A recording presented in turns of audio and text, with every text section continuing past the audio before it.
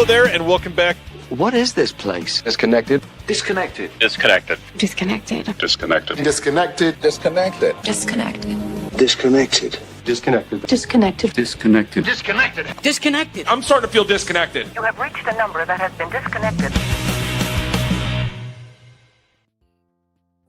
Hi there, and welcome back to another Thursday. And I'm back. I missed last Thursday. For the first time ever, had somebody else host my show, and that felt weird as hell. I hope everybody's happy to be back to normal. I'm happy because Jake is here. Jake, how have you never been here before? That's weird. I have no idea. Beats me, man. You've been doing this forever, so I'm glad I finally made an episode, man. Yeah, you are very well known around these parts and around Lionsgate headquarters. How's the channel going? Same old. Putting out daily videos, whether they be short or long form, and the grind never ends, Ryan. I know you know that all too well.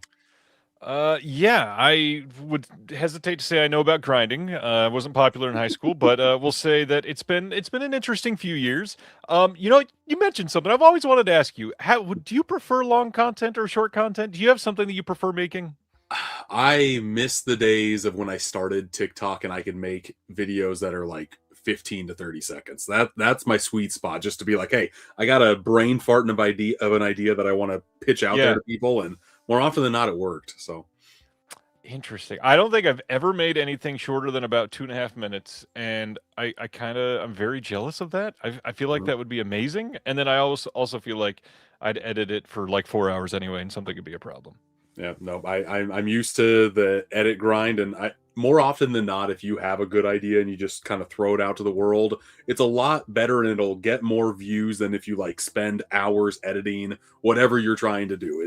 I love to edit, but I've kind of taught myself, don't go too crazy.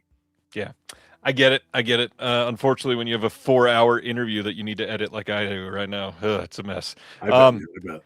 Speaking of interviews, you have stepped into the interview game over the last couple of years. Yep. What is your favorite interview you've done so far?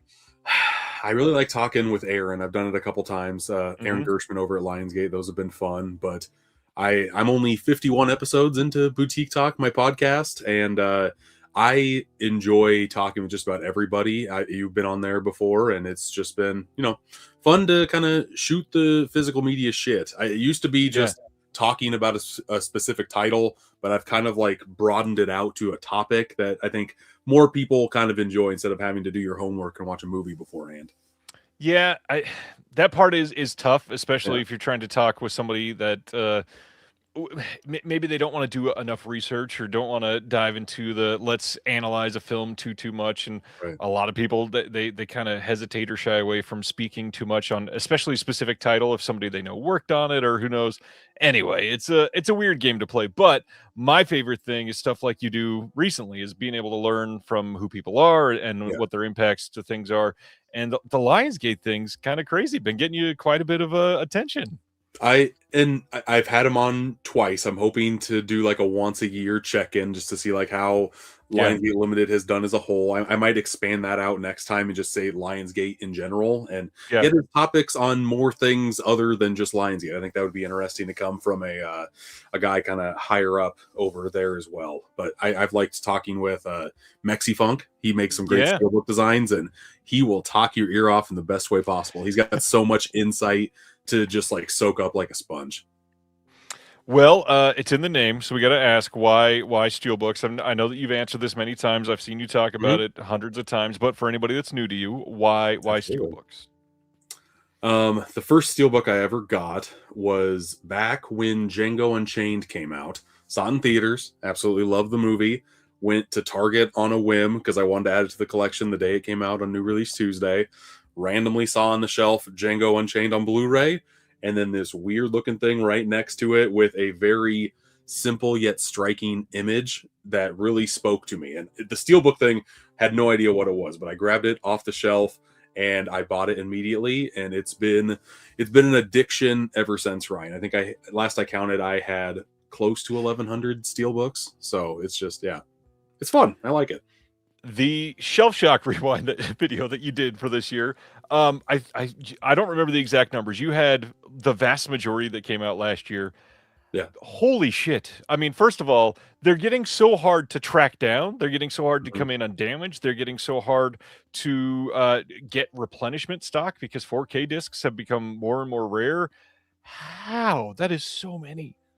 It's rare. I mean, I guess I'm lucky in a sense because a lot of studios send me this stuff anyway. I'm very blessed when it comes to that. And when they send a package to you, they don't throw it in a goddamn bubble mailer like Amazon does. That drives me crazy to no end. Yeah. I also put my negative posts of like I bought a Sawtooth Steelbook, and there were 2 times that I got it sent to me. One was in a bubble mailer, one was in a box. They both came dented as shit. So it's hard. I miss the days of going into Best Buy and like combing through and Same. finding the best Steelbook. That was really what made me fall in love with Steelbooks, is that I could get in there with my hands and look at all the new artwork in person. Buying Yeah. physical media in 2026 majorly online is just it doesn't hit the same. It doesn't. I mean, first of all, the problem of facing first off stocking crises that we've had over the last year is a shitty thing to have to focus on, especially when you would think you're a consumer. They want your money. They should make that easy, but also it's just not as simple as saying yes to all of that. But the other thing, back in, I don't want to say like the heyday of physical media necessarily, but the heyday of steelbooks, probably around 2018-ish, of when you could walk straight into Best Buy on release day and there would be 15 copies of any steelbook that was coming out that day. Mhm. And not only did you not have to pre-order and fear that it would sell out on day one, you could go in there and choose. You could wait a week. You could see how, do I like this design? Am I going to waffle on it? Can I wait for a sale? That's a very different world than we have now. Right. And then the $15-20 steelbooks that would hit day one at that price, now they do not even come close. You're lucky if you get like that $40 price mark on a lot of these. A lot of things have changed, even back in the day, to where like a pre-order bonus would be a steelbook at Best Buy. Like that was like very, very cool. Like for the Disney steelbooks, a lot of those were just, hey, pre-order this movie, we'll know your number's coming, we'll throw in this random case for you, have fun with it. Yep. I miss those days greatly. I miss Mhm. better design sometimes. Yeah. It's a weird, different change to face nowadays. But you watch all kinds of movies. What else do you like collecting? Who's your favorite label right now that's not a steelbook label? Arrow is old reliable, that's for sure. I think with my taste, they consistently come out with something every month that I'm happy with. I would say overall, Second Sight is the one to where like whenever any title gets released from that label specifically, it makes me happy because I know it's getting like the most definitive edition it possibly will get. Either in Yeah. those chunky box sets that you kind of see behind me back there. Yeah, we got a few back there. Yeah. Yeah. I also have a lot of like the individual cases too, because for me, I like Second Sight because their transfers are kick ass and their special features are so thorough every single time. So I would say if I had to pick one, Second Sight would be the one that I still get like the most excited about. I mean, well, hell, that's a great transition. I'm going to share one of my pickups because it's one that I've been Oh. very excited for a while. Second Sight's Ugly Stepsister came in. Nice. Saw this at Panic Fest here in Kansas City last year. Loved the movie. Had been waiting for a good release of it. I almost caved and got the German one, and thankfully, right around then, they posted that they were going to be putting it out, and so glad I waited because it's genuinely an incredible package of a film that could win an Oscar this weekend. That's the crazy thing. Hopefully it won't, but I really want it to. Like that would be the one to where if it did win, I'd be the most happy because I was happy when I got a nomination. But I think that's that movie's win in particular. I agree. It is absolutely a long shot, one that it likely will not win, and it probably shouldn't, but that's okay. I get it. What about you? What are some pickups for you? And then I'll share the rest of mine. You know, me being a very terrible a guest on here, all of my pickups are in the next room. Give me a second. How about instead of showing, because I'm literally in the middle of putting away over 100 movies. So Jesus. I saw I have the table that I normally record on is in that room full of movies, and I have like a very janky setup here right now. So instead of going through those movies, what if I just get one of my packages and open it right now to kind of showcase off what's in there? Let's do that. And I will, while you're grabbing that, I will tell Yeah, give me a everybody second. what we're talking about tonight after the announcements. So tonight, after the announcements, we are going to be covering the Oscars this weekend, but in particular, we're going to be talking about the Best Actor category, playing around with some things around that, discussing who was nominated, the films themselves, some other, other fun picks, and just randomly having a conversation about that because it's one of the categories that's a little more of a toss-up than some of the others. I feel like Best Actress, we kind of already know who's going to win. It's not really a question at this point. Best Picture is a little up in the air, of course, but it's 10 films, and there's really only a 2-horse race on that one, so we don't really need to go too much into that. But Best Actor, I think, is going to be an actual interesting conversation. So definitely want to talk about that one in depth and some alternate choices as well. Yes, it's going to be a fun one. All right. Yeah. What do you Best got? Actor is there's a lot to talk about with Best Actor race. Yep. So I cannot wait to dig into that more with you. I grabbed a few that I've seen from the new releases, and then I'll unbox this sucker from themovieroom.com right here because Nice. I absolutely love that small business. So They're good people. yeah. I know that Deaf Crocodile is always in your chat over here. So They are I here. grabbed Hair High. Nice. Had a chance to watch this Bill Plimpton movie, and I didn't really know what to expect because with his movies, they go all over the damn place. Yep. But this is kind of spoofing the 1950s coming of age movies, and I had a really fun time with this last third specifically. It really went into a different gear that I wasn't expecting, and really, really enjoyed this. It is a fun movie. I'm so glad that we got it out.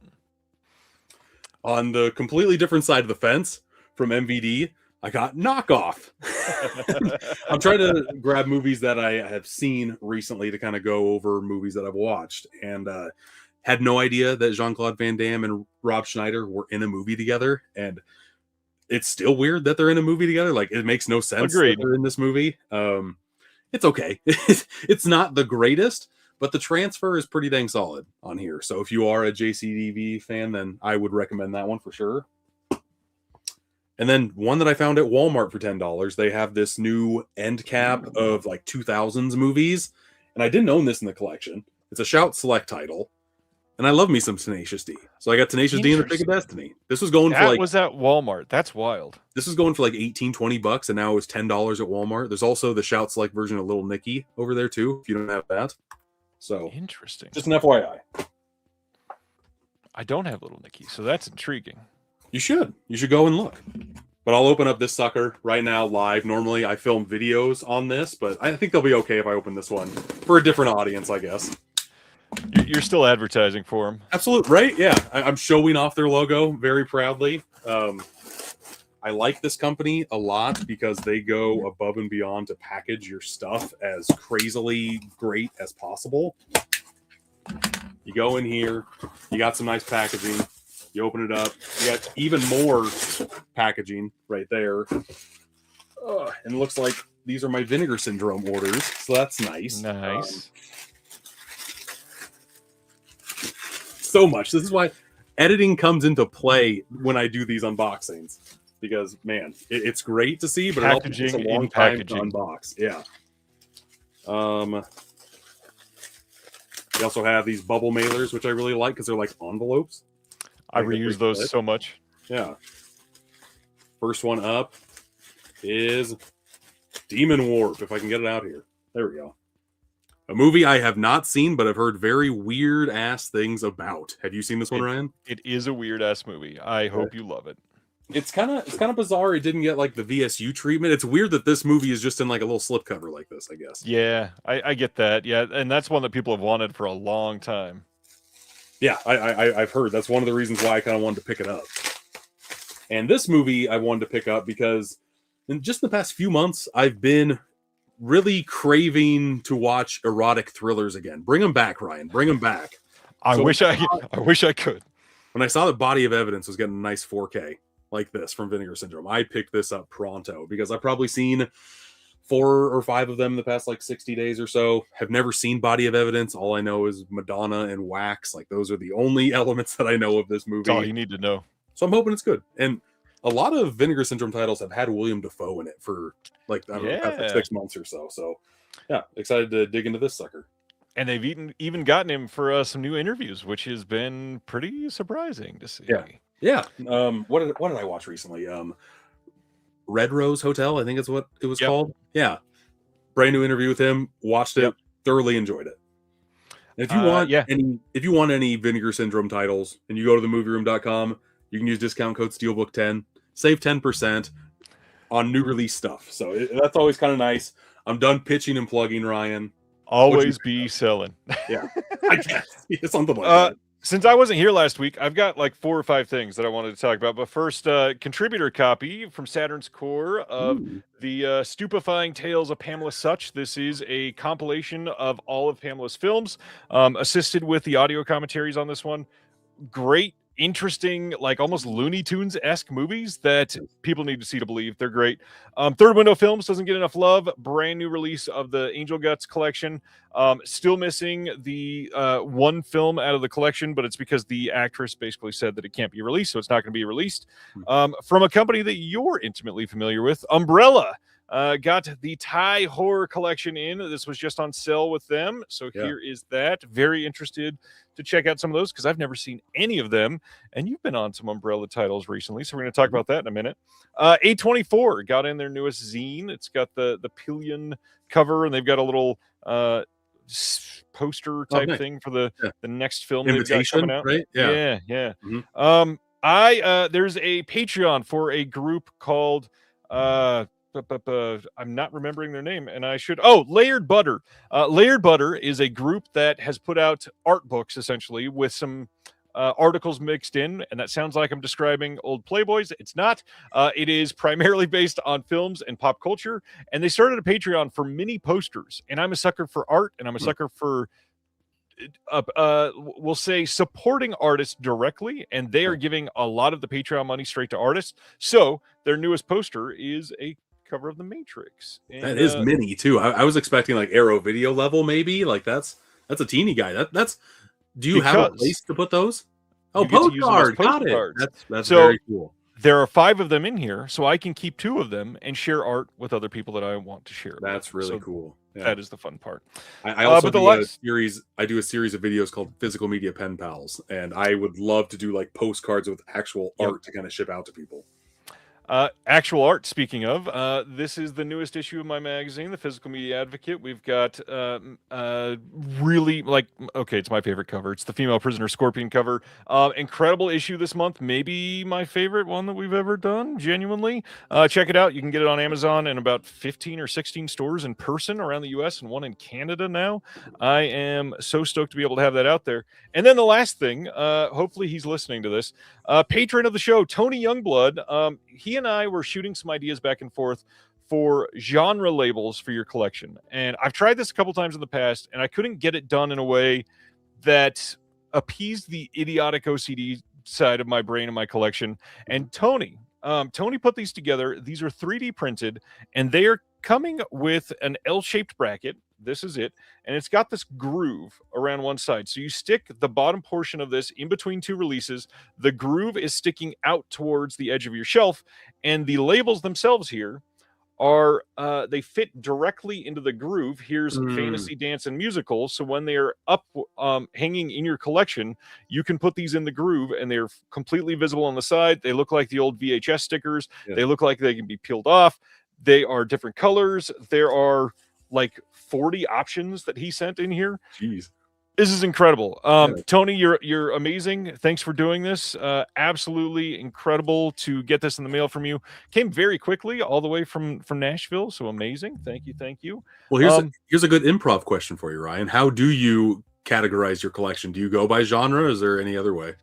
I don't. Right now, it is there space over in that stack? Then put it there. But before that, I really like the way that labels look together, especially when they're all designed the same way. So I was going within the label, if they have spine numbers, going by spine number order. And then I got everything on the wall, and then I realized I don't want to watch a movie based on the spine number. I want to look at it based on the title or the genre. And those are the only 2 ways I should have done this. So although it looks beautiful when it's done right, holy shit, is it rough to find things sometimes, especially if you have Now this is going to sound like bragging, and I don't have them anymore. But when I had every single Vinegar Syndrome title ever released, and I went, oh, I know Vinegar Syndrome released that. I have no idea where in the 580 titles it came out. Yeah. So I'm sitting there going, nope, nope. And now I'm like 7 rows down, and you're like, where the hell is it? It sucked to do that. But it did kind of like burn into my brain eventually. So on one hand, I think it taught me my collection a little bit better, but that's not a great thing, especially for other people. So as soon as I clean this up, I'm about to sell a shit ton of titles. So if people are after some of my stuff, send me a DM and maybe you can get a sneak peek at some things. But when I go back to reorganize, it'll probably either be by title or by genre, and then title within the genres. What about you? I worked at Hollywood Video for 10 months up until the whole franchise closed in college. Like, I had like a bucket list of things I wanted to do in college. Working at a movie store was definitely one of them.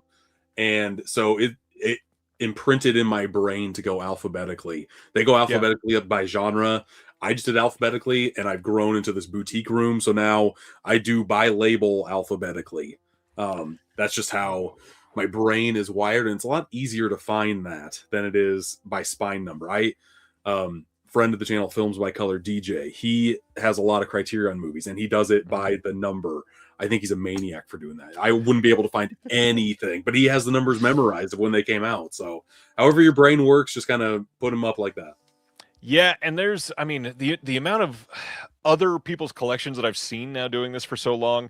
I've seen people go by director, by release year, by country, by there's been a couple by spine color. I've never understood that one. It looks very nice on the shelf, though. Yeah, beautiful. Yeah. But I certainly don't think I definitely want to watch a red spine title tonight. No, I've never had that feeling in my life. Well, what about some recent watches? What have you been checking out recently? Because thankfully, one thing that I do appreciate about you, sir, specifically, there are other people that talk about collecting. Not only do you talk about collecting, you talk about watching things. So, what have you been watching? I for the past 2.5 years, I've put up a movie review a day on Letterboxd. That's just something that I like to do. I won't be able to watch every single movie in my collection. I know that. But if I can attack the ones that I haven't seen, just to kind of inch that pie closer, the pie chart, I have the My Movies app, and I can categorize them by movies I've watched in my collection and movies I haven't. And I'm very close to that 50-50 split in my collection. I don't like that whatsoever. So the movies that I have watched are either movies that recently, I guess. I've been trying to go back to like classic movies instead of like trying to keep up with new releases. I do that too. But last week was one where I'm like, I just want to unwind and watch like a classic movie. So I rewatched No Country for Old Men for the first time, and ever since it came out, watched the Criterion edition. That transfer looks phenomenal if you haven't seen it, and the movie is also phenomenal. Shocker there. But I did watch The French Connection for the first time. I'm trying to go through the director's filmography. I've watched a handful, and French Connection. It's okay, I guess. I wanted to like it a little bit more, but the action, like that car chase scene, is so damn good. And even like there's a little tiny action scene with a car going over a bridge, going back over, and the shootout afterwards. I think that, I don't know. He's got an eye for action. He doesn't really bust it out that often, but when he does, it usually puts a big smile on my face. Not to mention that scene influenced so many movies after that. Yeah. You can literally see the DNA from that scene. Well, and that was shot illegally. Like they did not let the city know at all. People were randomly going in. The car crash that you do see was accidental. Yeah. Like that whole approach to that movie that he took, specifically in that action sequence, absolutely wild. And there's a great it doesn't have a 4K yet. I watched the Blu-ray. There's a great special feature on just like them filming that scene shot for shot, and definitely worth a watch. And it was a very, very interesting movie, and I'm glad that I had the physical media. I don't know if the streaming kind of put in the bigotry at the beginning back. I know that was a big deal when they took it out. I don't know if they ever reversed course, but I think that's important for his character. Like if that's not there, you don't really hate him as much, and I don't think you're supposed to root for this man at all. I would agree. Mhm. Yeah, good movie, good movie. Censorship shucks. That was not the right way to say that. Censorship. Never Shucks. mind. Censorship shucks. Um, I have some interesting things to talk about this week. Since I was Yeah. not here last week, I was at a documentary film fest in Columbia, Missouri, Oh, and dang. checked out a handful of titles there. I also went and saw The Bride in theaters this last weekend. Long story short on The Bride, very stylish, very bombastic, very incredible performances from everybody. Is it a great movie? Not even remotely close. Is it a super entertaining movie that I think pretty much everybody should see and would likely enjoy in some ways? Absolutely, yes. Even though it's not a great movie, it's still a 4-star movie for me. I think that the plot is scattered. I think a couple of things don't really work, but everything else that does works better than most other films that take tiny swings. And this is a huge swing, and it worked very, very well. Jessie Buckley deserves all the awards ever, and thankfully she will win in 3 days. So congrats to her. I would say, thankfully, the voting was already done before The Bride came out. It's kind of what I've heard. 'Cause, I mean, she definitely goes for the fence in that movie, from what I've heard, but a lot of things don't work, unfortunately. Yeah, I agree. And then some other things. So the documentaries, there is one near and dear to my heart, a movie called Seas that I got to see finally. It's about a small town in Kansas where the local police force came in and seized their county's newspapers, their electronic devices, their cell phones, went to the house of the editor and stole essentially stole, walked in with a warrant that they unjustifiably got, took his personal computer and cell phones. His like 97-year-old mother was in the house there who used to run the newspaper. And the day after this illegal seizing, she passed away. And it seems like it's from the stress of this situation I because bet. it came in and harmed the whole family. They ended up suing the city, and it's this long, very interesting look at small town controversies and how they can affect people, and about fighting the First Amendment rights in small towns that don't get proper news coverage for stuff like this. And thankfully, this one did. And because when you go against a hard-nosed journalist, he's going to get the word out. And it is something that I think everybody should see. It's a very important movie for right now. And that led into my second important movie, which is a movie called First They Came for My College. It is about a college out of Florida that has essentially been taken over by people from different ideologies.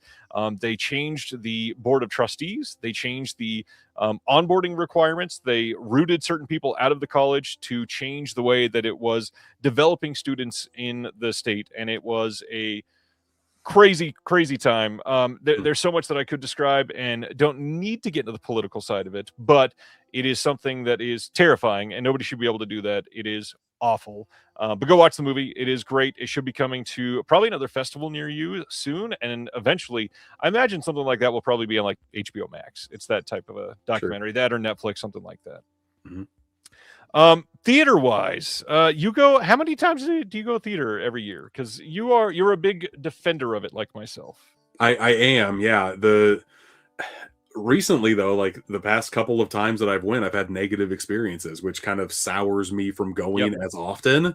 But tomorrow the family and I are going to go see Hoppers, and this will be their first movie in 4DX with like moving seats and the mist whenever like it's like raining or something like that. My wife and I saw Send Help like that. Awesome experience for that movie. Yeah. I thought it really elevated it, so I'm hoping Hoppers does the same thing. I plan on seeing Project Hail Mary on Monday with that Amazon exclusive showing. Nice. I try to go as often as I can, but with 2 little ones in elementary school, I don't go as often as I'd like. But a handful of times a month is what I try to strive for. I miss it. Up until December, I was going every single weekend, and now That's wild. You went to like 3 or 4 movies on a Sunday, like it was crazy. Yeah. But my biggest day last year, I went to 5 back to back on a Sunday, and it's a damn good day to do that, I will say. I just crave a double feature, Ryan. I couldn't imagine seeing 5 movies in theaters in one day. I would explode with happiness. It is heaven, and be able to get like unending diet soda refills all day, a couple large popcorns throughout the day, not have to actually eat food and just live off of popcorn. That is a good day. I wanted to talk about something, and I don't want to awkwardly put you in a spot. So if you want me to pull you off the screen, I happily will. It's nothing political or anything like that, but it is quite personal. I didn't know what I was going to say about this, so a lot of this is off the cuff, not prepared. 2 days ago, I walked into a lot of people here know this. I work for the federal government, have for the last almost 17 years of my life. 2 years ago, I walked in and resigned from my job on the spot. Hmm. I am moving into a time where I cannot stand what is happening with this administration, so I wanted to walk away from that. I'm also in a period of my life where I'm meeting, I mean, not to brag at the same time while I'm talking about this, but we met with Fathom Events today. Now I've got a relationship with Fathom Events to put some of our films in theaters across the country through Fathom. You better puff up your chest about that, bud. That's a big fucking deal. Yeah, it was a good day. While doing that, I can't really work at the government at the same time. And so I think that I'm on the cusp of something incredible and I need more time for that. And so over the next 2 months, I'm going to be putting all my time into this and essentially hope that the country's got me and that people will come out and support Antenna in a way that I can support you all back in return and keep prices low to keep you included, to keep you interested with great movies, to curate in ways that you can understand and trust our taste and flavors. And all that means is I need support more than ever. So please watch more of the videos. If you want to join the Patreon, link is in the description below. I would say if you want sign up for a year in advance, you get it like a 10% discount. I would say get into our Discord. It is by far the most supportive movie community I've ever seen on the internet. And I don't say that just because it's me. If this was anybody else's Discord, I would say the same thing. The people here are just immense. Half the people in the chat right now are close friends because I've lived in that Discord with them for the last 4 years. It is a wonderful time. We do monthly watch-alongs in our Discord where I supply you the movie. And I will say, if you're in there, last month, I showed everybody Stolen Kingdom. Nobody else has had a chance to see it. And you might get more and more of those early viewings like that. So please check it out. I am terrified. I will say that. After having mental stability for supporting a family for 17 years, I don't have that safety net now, and you all could help be a good safety net. So I appreciate you. First off, congratulations. I know that's got to be, you got to be shitting bricks for doing what you did. But if I were in your shoes, I would always have like a what if that didn't come to pass, you know? Yeah. So I am very excited for what the future holds. I think you're onto something great here. And you were the busiest man that I know of, juggling as many things as you did with work, that a 9 to 5 that you had. I can't imagine how crazy, how Tasmanian devil you're gonna go when you're all in for this. So yeah, I'm very excited for you, man. Let's say the last 3 days, I don't think I've had a moment that wasn't with a meeting because of it. I saw it. I saw that it was about to happen. I said, okay, let's schedule every meeting, and now let's get it done. So thank you for everybody that's already there. I don't want to minimize the amount of people that are in there already, but just to say we love to build a community. So if you want to come in there, please join. We'd love to have you. You guys are incredible, and I am so eager for increased mental health and very, very excited for that. But I missed last week, and I'm excited to talk about releases. So let's talk about some goddamn physical media. All right, coming soon on 4K and Blu-ray from Fun City Editions, a film that I'm kind of shocked they are doing on 4K. It is Spike of Bensonhurst from 1988. This is starring Ernest Borgnine. And God, I love the way that they did the art on this. We've got Paul Morrissey film. We don't have a release date for it yet, the way that Fun City's been doing it. I'm about probably 2 months out on this, I would imagine. 2.5 months, something like that. This is going to be a limited edition site exclusive slipcover with new artwork by Colin Murdoch, double-sided wrap. We've got a booklet new essay by Margaret Barton Fumo. We got a newly recorded audio commentary by Will Morris, an image gallery, a trailer on here, newly recorded video interviews with the casting director and the DP, plus some archival extras. Fun City, have you been keeping tabs on them much? Not as much as I would like to. I have a handful of their releases, but nothing crazy. And I see a couple people in the chat. Is that the guy from Step by Step on there? Like, that looks exactly like him. That's amazing. Yeah. Also, I'm from Iowa. I always love me some Ernest Borgnine. Also, Iowa native, Iowa born. So, yeah, this is definitely on my radar for sure. I've never heard of this movie, if I'm being honest, though. I got to be honest, neither had I until this announcement. So, yeah, this is an interesting one. It is a very, it's a very Fun City choice. Is probably the best way to say that.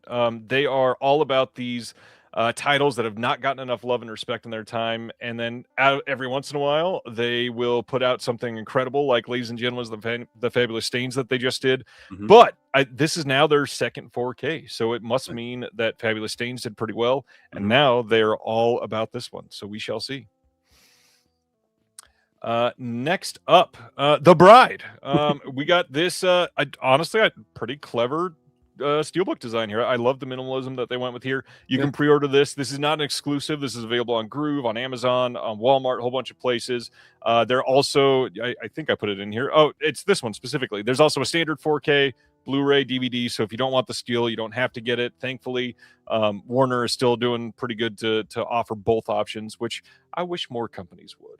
Well, I'm hoping that they can do it for as long as possible with the whole merger that's going to happen. We still don't know who would. I mean, it's being called at Paramount, but it hasn't been finalized yet.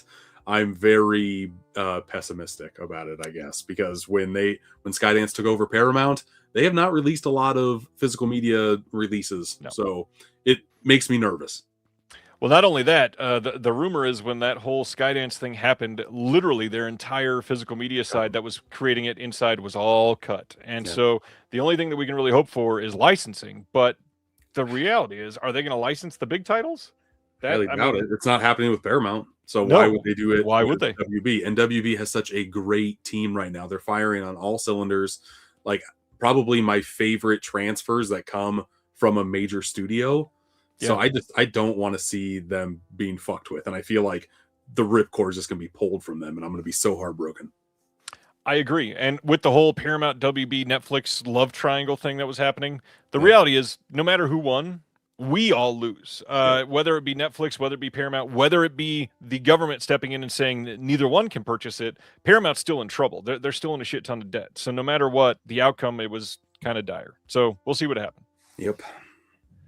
Next up, a film that I did not get to see last year, but I'm dying to see. May 19th, we are getting a 4K Blu-ray and DVD of Arco. This is coming from Neon and Decal. This is an animated film from last year. It is nominated for Best Animated Feature on Sunday, and some people think that this has an actual chance. I'm not so sure that it does, but I mean, it's K-pop. Unfortunately, it's gonna be K-pop. K-pop is a fine movie. I have never seen Arco, but it's got a hell of a cast, and it just looks like color gasms out the eyeballs, and I love that with my animated movies. Yeah, it's incredible animation. So dying to see this. This is going to be a 2-disc set if you buy the 4K. You've got combo pack release with HDR. You've got French and English audio tracks on here. 3 exclusive interviews. We've got a bunch of featurettes, behind the scenes, animation to animation featurettes, song in color with the composer, teasers, trailers, storyboards, sketches. Pretty much everything that you could want on a title like this, it's got it. And so I definitely want to check this one out. Looks pretty good. Next up is one that I did not see because I'd never heard of this before it was announced. April 21st from Bleecker Street. There's a Blu-ray and DVD coming of Stray Kids, The Dominate Experience. This is another K-pop group, and it's a live concert performance. Have you been bit by the K-pop drug? I just had a conversation with my oldest daughter today that K-pop is her favorite form of music now, and she's got a tiny, small but mighty record collection, and she wants to add some K-pop to her vinyl collection. So that'll be next up. I will get a crash course very soon. I think. Nice. Yeah. VCI next, putting out Poverty Row Classics #2 on May 12th. This is a Blu-ray double feature of East Side Kids and That Gang of Mine. The reality is with these, there's never any bonus features. You're basically getting, and I kind of want to do HD in quotes because it's VCI, so it's not always even properly HD, but this likely is the best that these are going to look ever. And so if these are films that you've been interested in or that you love or that you've never seen and you're dying to see, this will likely be the best way to see them. Just don't count on crisp restorations necessarily. No, normally when these get released, you're just happy to have them type of deal. Next up, May 12th, Blu-ray coming from Alliance, which, just a reminder, that is Mill Creek. So if it's weird seeing a different company associated with Ultraman, it's because it is still Mill Creek. This is Ultraman Great and Ultraman Powered, the complete series. This spans from 1990 to 93. I did not see any extras listed for this, but I know that these are a couple series people have been after for a while. And I got to be honest, I had dabbled in the Ultraman thing. I had no idea that they could mine this for like the last 6.5 years and just keep them coming. I've been a partner with Mill Creek for about 3 years, and I have probably got sent 20 different iterations of Ultraman, and I had no idea that IP went that deep. It's crazy. And supposedly there's still some that people are longing for, which means there's probably more coming from Alliance. Yeah, until the end of time. Yeah, most likely. June 9th, we are getting a Blu-ray from Cleopatra Records of Diana, Iron Maiden's Lost Singer from 2025. This is a pair of fans of the heavy metal band Iron Maiden launch a crowdfunding campaign to help Paul Di'Anno, a.k.a. The Beast, the band's iconic original singer on the band's first 2 albums, Iron Maiden and Killers, get back on his feet, literally, emotionally, and professionally. Looks like a fun release if you are a fan of the band, and lots and lots to cover there. Interesting choice. Yeah. All right. Next up is The Gay Desperado, also coming from VCI. This is on June 9th. This is from 1936. Now, I know I just stated that VCI is usually not something that we can count on. That being said, I can pretty much guarantee this one is going to look great because this is done with the support of the Mary Pickford Foundation. Oh, nice. And every single release that the Mary Pickford Foundation has had a hand in has turned out immaculate. So very much interested in this. To get a title from 1936 that is probably going to be, I don't know, $17 on release in really great looking restoration. I mean, that's a win-win for all of us. Next up, this beautiful steelbook of Eraser, where they erased the cover art. 1996's Eraser coming. It sounds like it's going to be June 16th, but that's not been confirmed yet. Coming in a 4K steelbook in the US and the UK. Obviously, this is not the final cover art, but they will update this later after you've all paid for it and have it on the way to you, even if you hate the cover art. Jake, tell me that I'm not the only one that thinks this is a terrible plan. You know how I just praised Warner Brothers, Ryan? Like, this is like one of my major gripes with them because it's happened numerous times. The one I can remember is Constantine, to where like they did this with their logo. That steelbook ended up being one of my favorites of the year. That steelbook was an absolute stunner. I just wish I knew what I was buying. Like that's the craziest part to me. And they have the inside art, but not the outside. I don't know what holds them up with these releases. Especially because I think it's been like the last 3 or 4. We've gotten fairly early leaks at a few of them, and nothing ever changes. They did similar things with like the Beetlejuice one a couple years ago in the UK, and it was exactly the same as the artwork to be confirmed later. It's the exact same thing. If you know what it's going to be, just share it. Yep. It shouldn't be that hard, and they plan these out so far in advance that like you would think that they would have this readily available, and they just are deciding to fuck with us. I have no idea. I don't like it though, Ryan. I don't like it. I also don't like paying for something that I don't know what I'm getting. That is the big thing. And really, the only reason to buy a extra expensive steelbook of one of these is if you love the art. And the hard part is they're not releasing the standard up with this in the US most likely, which means if you don't get the steelbook, you're screwed. With Constantine, they had a couple different versions, and I know I don't know if Eraser is a big enough title to get both a standard and a steelbook. I think they might go one way or the other, and that way might be steelbook. But this is a Schwarzenegger blind spot for me. I've never seen Eraser. It's been a long time. A movie that was very like, if you like Schwarzenegger, here's something to feed into your veins. I guess you'll like it. I guess. It's been a long time, but I remember it being like the top of the bottom tier, essentially, in my view. So. That being said, I'd still like to have maybe every Arnold Schwarzenegger on 4K in the best that it could be. I don't know. It's fine. Next up, this has been an interesting saga to watch. So April 21st, Good Luck, Have Fun, Don't Die is being released. Now, previously, this was sort of being reported to be only Blu-ray and DVD coming out. Well, they changed course last week and put this out on 4K. Now, the big story with this is that this was doing so well in the theaters, and not even necessarily monetarily, but word of mouth wise. They kept not having drop-offs. They kept doing about the same level, and they weren't making a ton of money, but they were making money. They just kept it in theaters, and that fervent support led to them seemingly upgrading this to 4K. Now, also, if you went on the day that they announced the Blu-ray, everybody in the comment section was saying, this is a movie that has to be on 4K, and I will wait for the 4K. So maybe they just actually paid attention and said, ooh, maybe we should invest in that. But I do love seeing this. I do love a studio that will listen. It's also, it's Universal, which has been known to do a Blu-ray and then 6 months later put out a 4K. So to see them willing to change course on this gives me a little bit of hope for the future. Did you see Good Luck, Have Fun, Don't Die?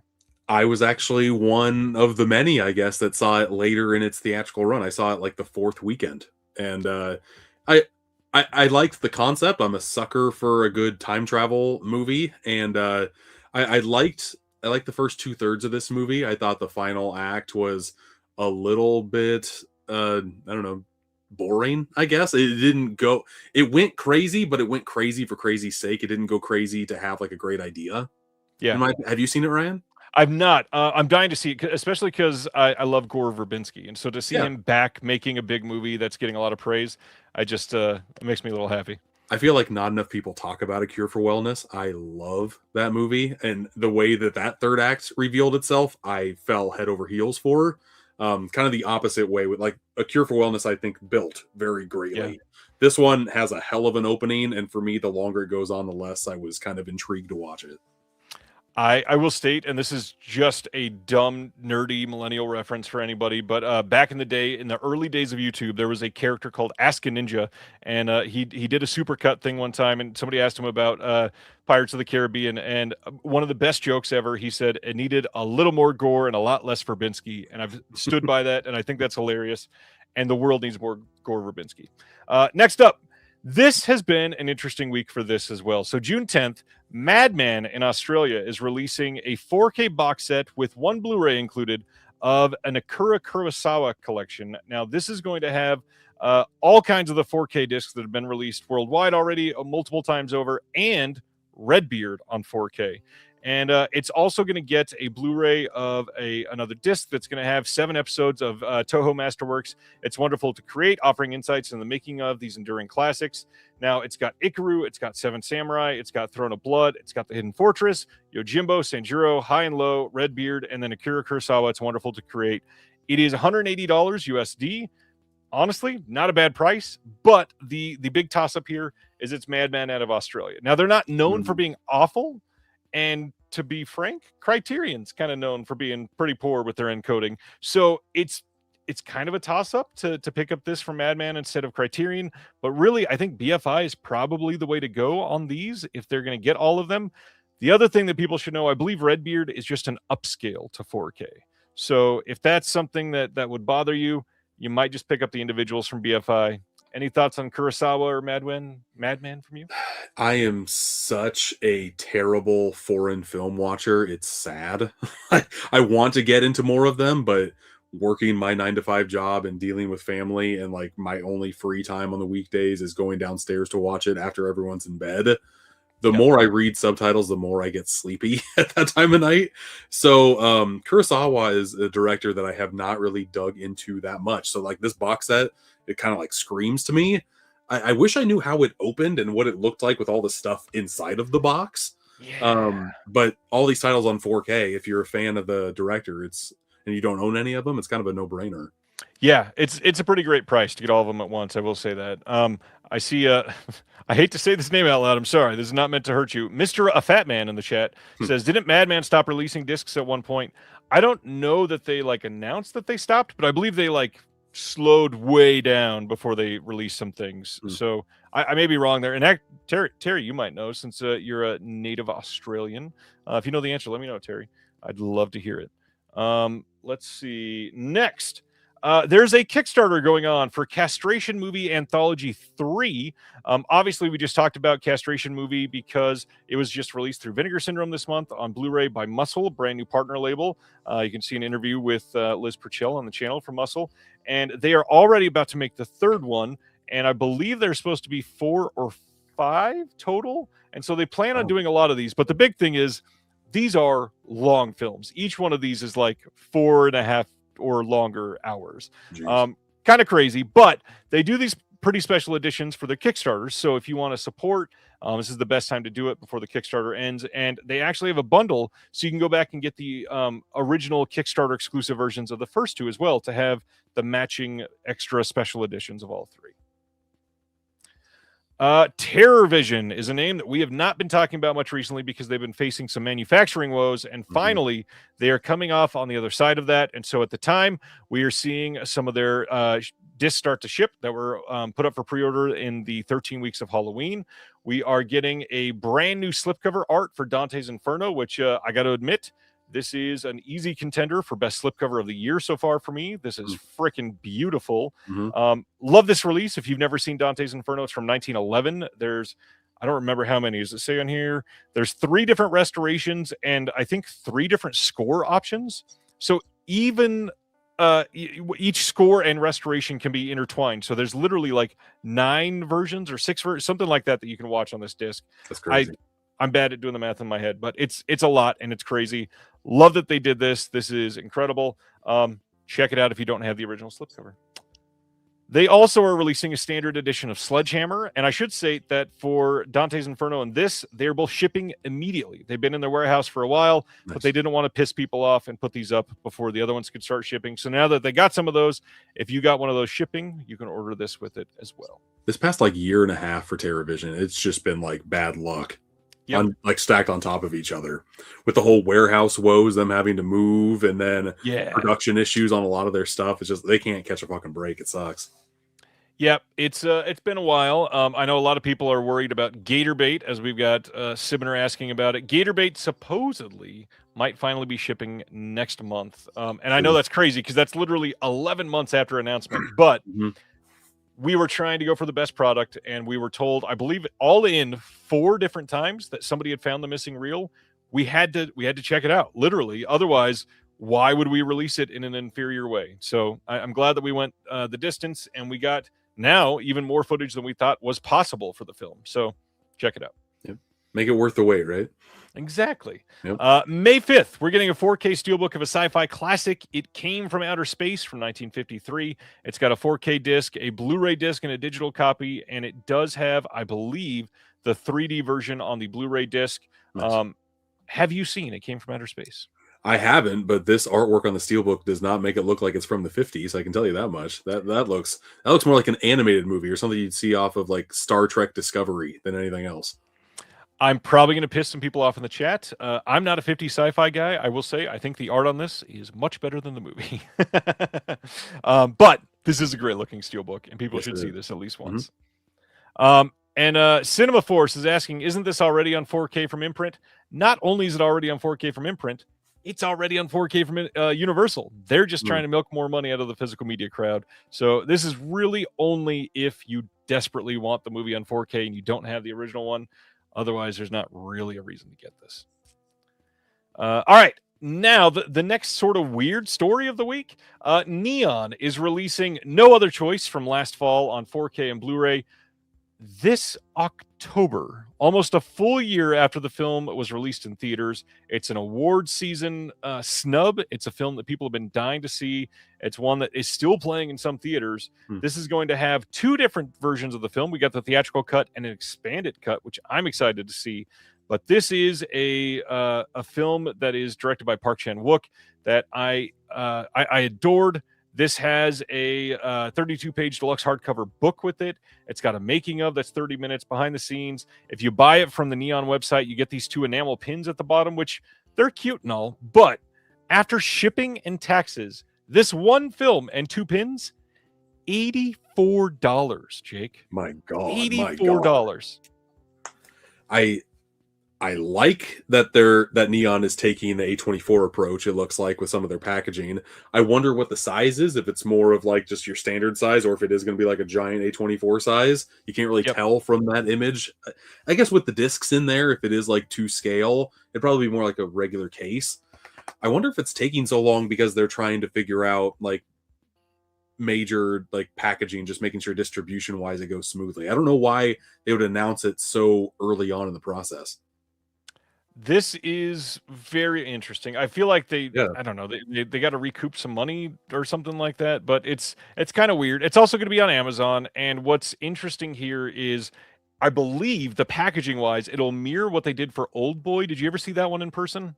I love that. I have it. Yeah. I love that edition. But that edition was like $50. I don't know why this is adding on an additional 30. Old Boy was 60 Was it at 60? retail when it released, and so this has two pins on top of it. And enamel pins are certainly not cheap. I will say that these two pins don't look worth whatever. Enamel pins are kind of cheap if you order enough of them. Like I've got Steelbook Obsessed enamel pins, and I bought 100 of them, and it ended up being like $3 a piece. So if you That's buy to you, not to a consumer. I will say that. yeah, no, but I mean, like if you buy 1,000 of them, that cost shrinks down to maybe $1.50 a buck, and then Of course. yeah, for me, $20 for two pins, if that is that real justification, that's wild. Well, and the film itself is $70. The tax comes out to about $7, and then the shipping they're charging is $7 or $8. So Yeah. I mean, shipping is that expensive. I'm not going to argue with that. Shipping Mhm. is expensive nowadays, but $84 for one movie, two pins, shipped is so much money. It's a lot. I might wait until this will probably hit like a Barnes and Noble for hopefully 60 and kind of negate the shipping and pins and all that stuff, and Yep. then it's a maybe for me. I still haven't seen No Other Choice. I've heard nothing but great things about it. I will watch it at some point, but I'd want that some point to be for the first time on 4K. I just $80 is too much for my blood. Yeah, and I will say again, not sticking up for the company, but understanding cost a little bit. There are 4 discs here, so I would expect it to be a little more expensive. 2 4K discs, that's a great choice. That is a lot of money to manufacture 2 4K discs. I could have seen $45-$50 on this. 70? That's out of my price range. I am priced out on this. Let's get into a much more affordable 4K release. Radiance is putting out a 4K of The Pornographers from 1966. This is a 4K Blu-ray dual format release in the UK only, and this is coming on June 22nd. This is, of course, by Shohei Imamura, and this has been released by Criterion previously. I believe it's still DVD only in the US by them. I may be wrong. Somebody else let me know if I'm wrong there. But all that tells me Criterion likely still has the rights in the US, and now they're likely going to put it out on 4K. So if you just want to wait for a local version, you can probably pick that one up eventually. But this, over in the UK, we are getting an interview with a couple actors. We're getting an interview with Tony Raines, which a lot of people love him. We're getting a TV documentary on Imamura featuring the filmmaker himself discussing his key films. That's over an hour long. That's nice. From back in 95, but I love that sort of an extra. We've got a limited edition booklet with new writing by Jasper Sharp. This is going to be limited to 5,000 copies. That's a pretty big limited edition for Radiance. So check it out if you are into it. And thanks for the affirmation there. It is still DVD only, which means it's likely going to get a 4K and Blu-ray release by Criterion here in the US eventually. The Pornographers. Are you going to check this out? I know you're not a super foreign film fan. I don't mind foreign films. Or I just not a watcher as much as you want. Right, yeah. No, this I have no idea what it's about. So I do like Radiance though as a label. Normally for their Blu-ray releases, they limit it to like 3,000 copies. So it's nice to see that for 4K. Hopefully it stands the test of time. There's not going to be any other format above it, so they printed a little bit extra. Yep. So yeah, a lot of people that love these films are definitely going to import, and then when Criterion releases theirs, will probably not sell nearly as much as it would. I could see it. I could definitely see it. All right, next up is Warm Water Under a Red Bridge from 2001, is coming on June 22nd on Blu-ray over in the UK only. Now, this is UK only because this did just get a Blu-ray release that came out again by Film Movement here in the US. You can pick that up on the Vinegar Syndrome website. This is, I think it says here, I think it's his last film. Yeah, Shohei Imamura's last feature reuniting the cast and crew of his Palme d'Or winning The Eel. For a boldly sensuous and taboo-breaking love story. This is going to have a couple brand new things. We got an introduction of the film by Takashi Miike on this, which is Very really nice. cool. Yeah. Teaser trailer directed by Miike with newly filmed intro. Archival discussion with Imamura and Takashi Miike. And then a booklet with this, as usual, with new writing by Bastian Mironi. Yeah, we've got some new extras on this that are not on the Film Movement release. So if you love this movie, you might want to pick up both. There's a reason to there. Next up, Solo from 1970 is coming on June 22nd in the UK, June 23rd here in the US from Radiance. This is about a womanizing violinist and jewel thief played by Jean-Pierre Macchi, who must abandon his carefree lifestyle when he learns that his younger brother is part of the leftist revolutionary group responsible for the brutal murders of powerful men. Determined to save the life of his idealistic sibling, the cynical drifter becomes embroiled in a struggle that is not his to fight. A decade after appearing in La Tite contre los murs, Jean-Pierre Macchi, I just murdered that. Sorry, Ronnie. Please tell me the right way to say that. I'm not French. Returned to acting with his profoundly satirical crime drama, unflinching and heavily influenced by American cinema. Solo captures the visceral feeling of disillusionment of a post-1968 French society brimming with rage at the sinister powers that be. We've got some archival extras on here. We've got an interview with an actor from 2022, interview with Jean-Pierre Macchi's assistant and friend from 2022, a reversible sleeve, and a booklet with new archival extras in this that is with Macchi as well. Some good stuff.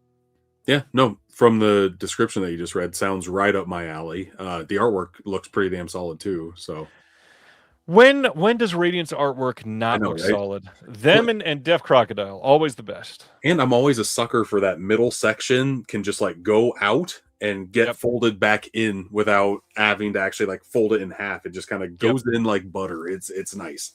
It is perfect. All right, next up from them is the one that I just mentioned that I don't want to slaughter again. I think you should, Ryan. Try it again. Contre le mur, something like that. This is from 1959.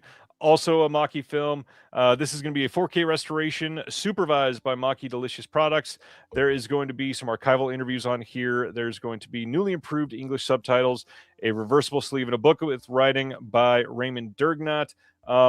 Yeah, I need to check this out because I've heard that all of their stuff is great. Next up, they are doing volume 6 of their zine that they've been doing over at Radiance. This is volume 6 of Dirty Art House. This is going to be a UK release, but anybody in the US can pick it up as well. This is coming on June 22nd. So if you pick it up with their June titles, it will ship with them. This one is dedicated to the less discussed side of serious cinema, encompassing the strange, controversial, and difficult films. With new writing from around the world, issue 6 focuses on family values. We got pieces on happiness, Julian Donkey Boy, I Stand Alone, and Carne, and the killing of a sacred deer, Kat Ellinger on Ana y los Lobos, and then Annie Rose Malamet on La Luna. I kind of really want this one because I love writing on Gaspar Noé. Yeah, no, I do too. And just like the murderer's row of directors that they decided to pick from here. I love to see that.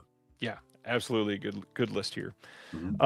This one's interesting. I know you and I both have quite a bit from Imprint and Via Vision. Yeah. They are putting out a 4K soon of Ace Ventura: When Nature Calls from 95? Yeah, 95. This is the sequel to Ace Ventura. How do you feel about Ace Ventura: When Nature Calls?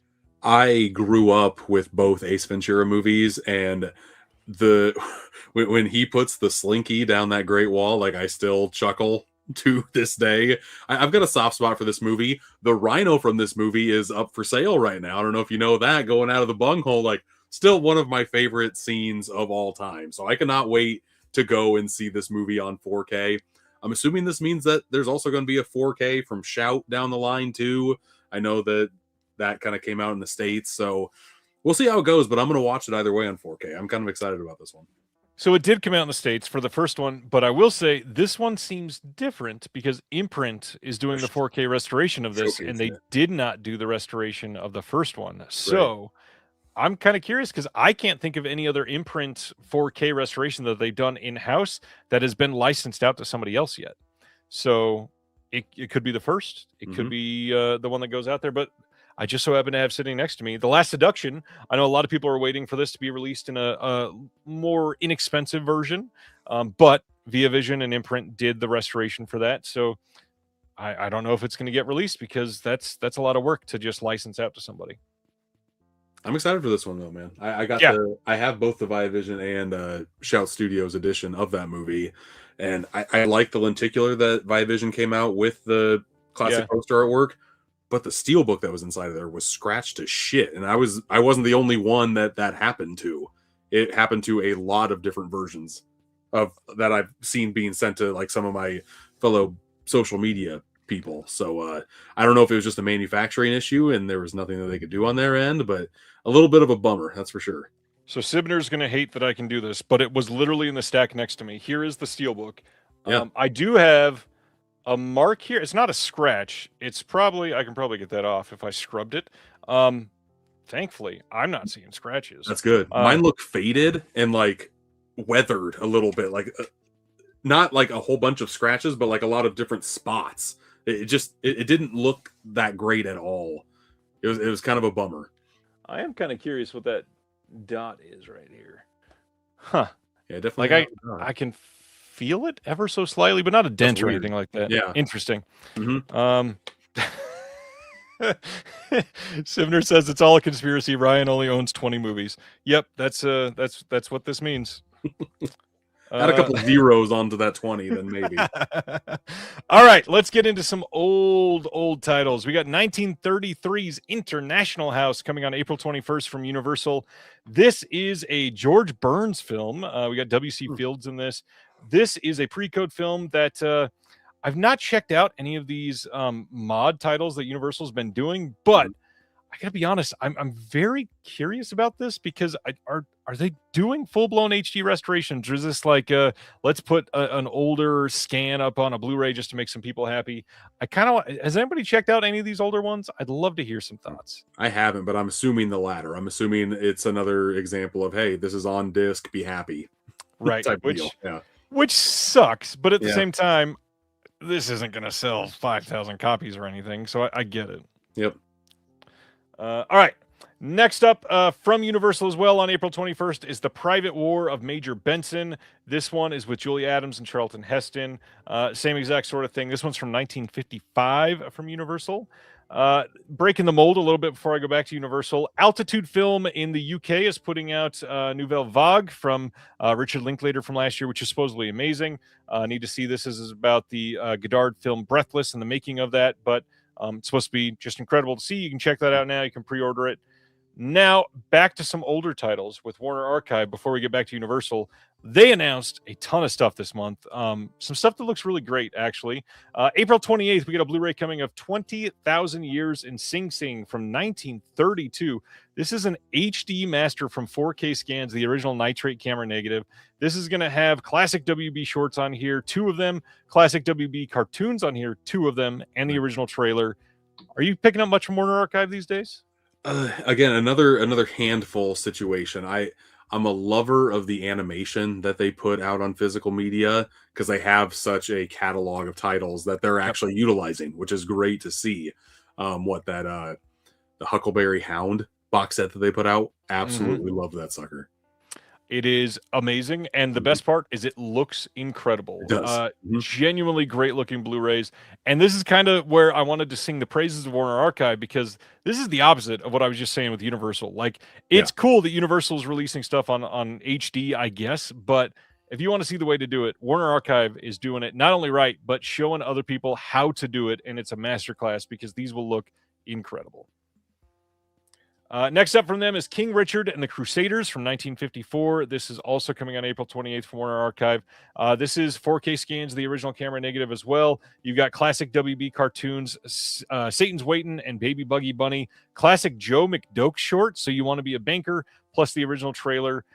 This one is a George Sanders film, and Virginia Mayo's in this.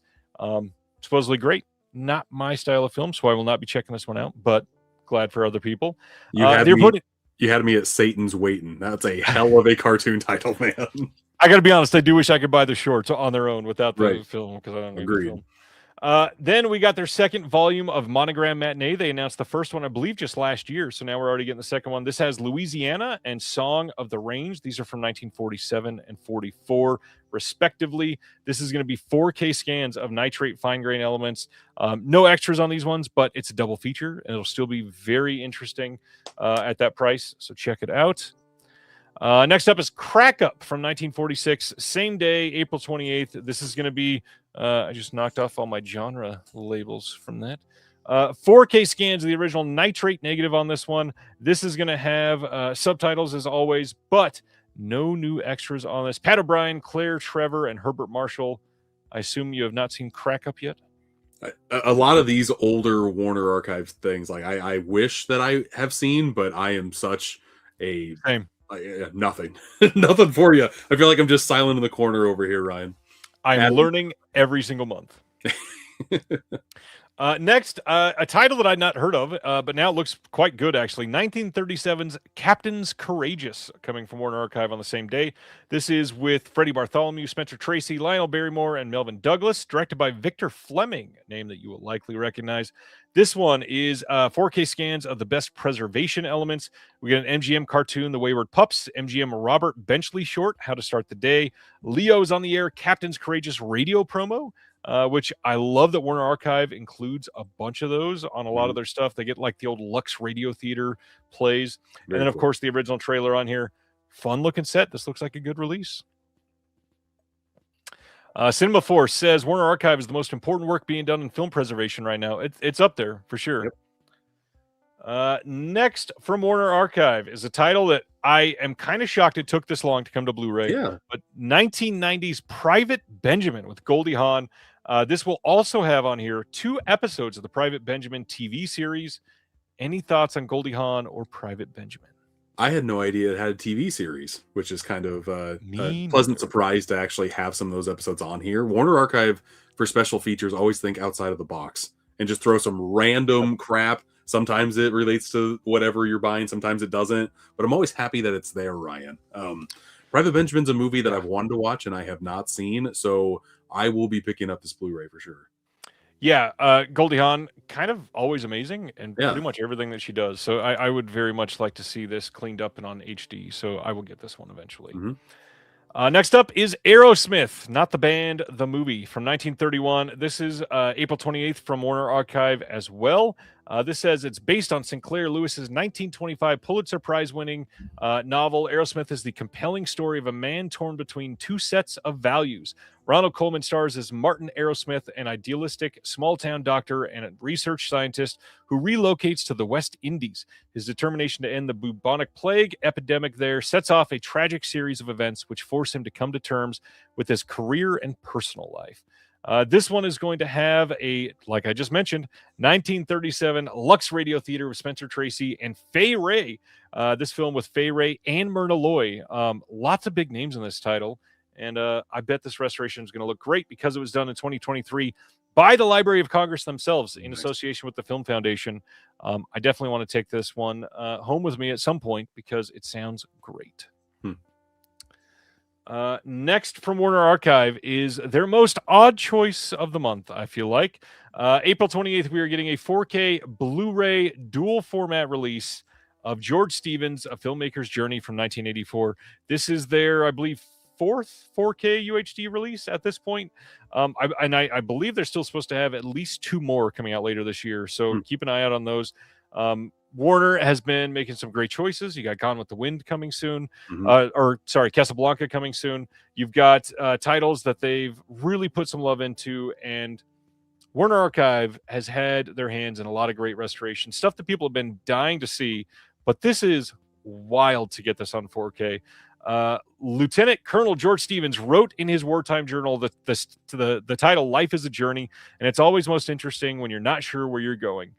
This is going to have a 2026 4K restoration from the original negative, a 4K Blu-ray combo feature. We've got HDR Dolby Vision on this, brand new special features, and they went all out on this. We got Christopher Nolan speaking about Stevens' creativity and humanistic ethics of Shane. Guillermo del Toro speaking about Stevens as a modernist auteur and the greatest story ever told as his most ambitious work. And then to round out the trio of greats, Martin Scorsese speaking of Stevens' intensity and artistry and of the greatest story ever told as the final movement of Stevens' multi-picture symphony. This is wild. Absolutely. Yeah, like it's shocking that a documentary would get a 4K release regardless. And the fact that they're going all out for special features wise for this as well, getting some of the greatest filmmakers making movies now. Yeah. I cannot wait to get my hands on this sucker. Kind of an odd choice that Private Benjamin did not get a 4K release and this documentary did, but I can't say I'm mad at the choice either. To be fair, this is likely a more important in the cinematic history realm type of film. So I'm glad that they're swinging for that type of fence. That means a lot, actually. Yeah, I'm a sucker for a documentary, especially about a filmmaker. I've never seen this one, so I'm excited to check it out for the first time. Speaking of documentary filmmakers, we got Rye Levy here. What's going on, Rye? Welcome, welcome. Going to our next one. Another title that I am shocked did not get licensed out to a boutique, even though I know a few that have tried. May 19th, Sony themselves is releasing Adam Rifkin's The Dark Backward from 1991. This is starring Judd Nelson and Bill Paxton in this cult comedy classic. Garbage man Marty tries his hand at a stand-up comedy show, failing miserably until a third arm mysteriously grows from his back. Gus, his accordion player friend, figures out a way to use the new arm and gets them signed with a sleazy talent agent. Just when success seems near, Marty's girlfriend leaves him, and Can the Arm Be Far Behind? Directed and written by Adam Rifkin, who also did Detroit Rock City. And of course, I think it was Decanolag that released all of his like home videos and stuff in a compilation in the last couple of years over at the Vinegar Syndrome website. This is a crazy choice for Sony to do this, but I also feel like any other company would have done this on 4K and gotten all kinds of new special features, and we're getting nothing on this disc. That's kind of wild. Yeah, especially this screams Vinegar Syndrome to me. Like this type of movie. Yeah. Or I mean, hell, this is kind of like Freaked territory too with Umbrella. So I would think there'd be a lot of people that would want to put this out. It's weird that it just kind of gets bled out there by Sony. Like, yeah, here it is, I guess. I feel like they could have made more people more happy if a boutique got their hands on this. Yeah, and the hard part, Sony's not really licensing much to people right now. They used to do more with Shout. They used to do more Indicator back in the day, had all kinds of Shout titles. Not really much happening with Sony. But at the same time, Criterion's got Sony's number, but Criterion's never going to release The Dark Backward by Adam Rifkin. No. I've never seen this one, but that synopsis sounds wild as hell, and I am very intrigued now. And I love me some Bill Paxton. Who doesn't? It's a hell of a cast, and it's Adam Rifkin. I mean, yeah, Detroit Rock City is incredible. Yep. All right. Another crazy choice, but Sony is capitalizing on the Arrow 4K release of Blue Thunder. So on May 5th, we are getting a Blu-ray release of the Blue Thunder TV show starring the one and only Mr. Dana Carvey, Dick Butkus, James Ferrantino, Bubba Smith, Sandy McPeak. This is so odd. Obviously, it's just to try to get the people that are Googling Blue Thunder 4K release or something, but this is wild. I've never seen a single episode of this, but I've seen clips of Dana Carvey in this. So I don't know if I'd want to add this to the collection, but I am more intrigued about it, I guess. And the mustache on Dick Butkus, second to none. Top tier mustache there. He is a star in that's for sure. All right. And by he, I did mean the mustache, by the way. Back to Universal, $1 Million Legs with Billy Gilbert, Edward Klein, Ben Turpin. This is a pre-code film from 1932 coming to Blu-ray on April 21st. Another W.C. Fields title. We are getting more and more of those, it feels like. So they must be doing sort of well for them at least. So that's that one. And then I don't even know where to start with this cover art. It looks terrible. That's where you can start. That looks not right at all. That looks bad. That looks generic. That looks photoshopped all get out. I don't like it. No, it is not AI. I've seen a lot of people mention that it's AI. It is not. It is just genuinely terrible cover art. It's bad Photoshop. Yeah. That is obviously it's 1935, so it's very young. That is George Burns, supposedly. I have no idea. Couldn't tell you. It does not look like the George Burns I know, but the George Burns I know is probably 50 years older than that photo. So who the hell knows? But even worse, Gracie Allen. What is this? I don't even know here. 1935's Here Comes Cookie, April 21st, coming on Blu-ray. This is wild. Rough choice. Yep. Next up, Bing Crosby and W.C. Fields in Mississippi, coming on April 21st. This is from 1935, also starring Joan Bennett, another one that I know nothing about. Next up, okay, this is one of those moments where I'm going to get a little upset here. April 10th, we're getting a Blu-ray from Universal of Midwinter Break, starring Leslie Manville, and yet the Testament of Ann Lee from last year is not getting a physical release. Really? I don't even know where to start with some of these studios. I don't know if they know where to go either. Like they're just kind of throwing stuff at the wall, but that movie at least has some brand recognition, some name value. I've never heard of Midwinter Break at all. Like that. Nope. No. Don't even know what to say to this.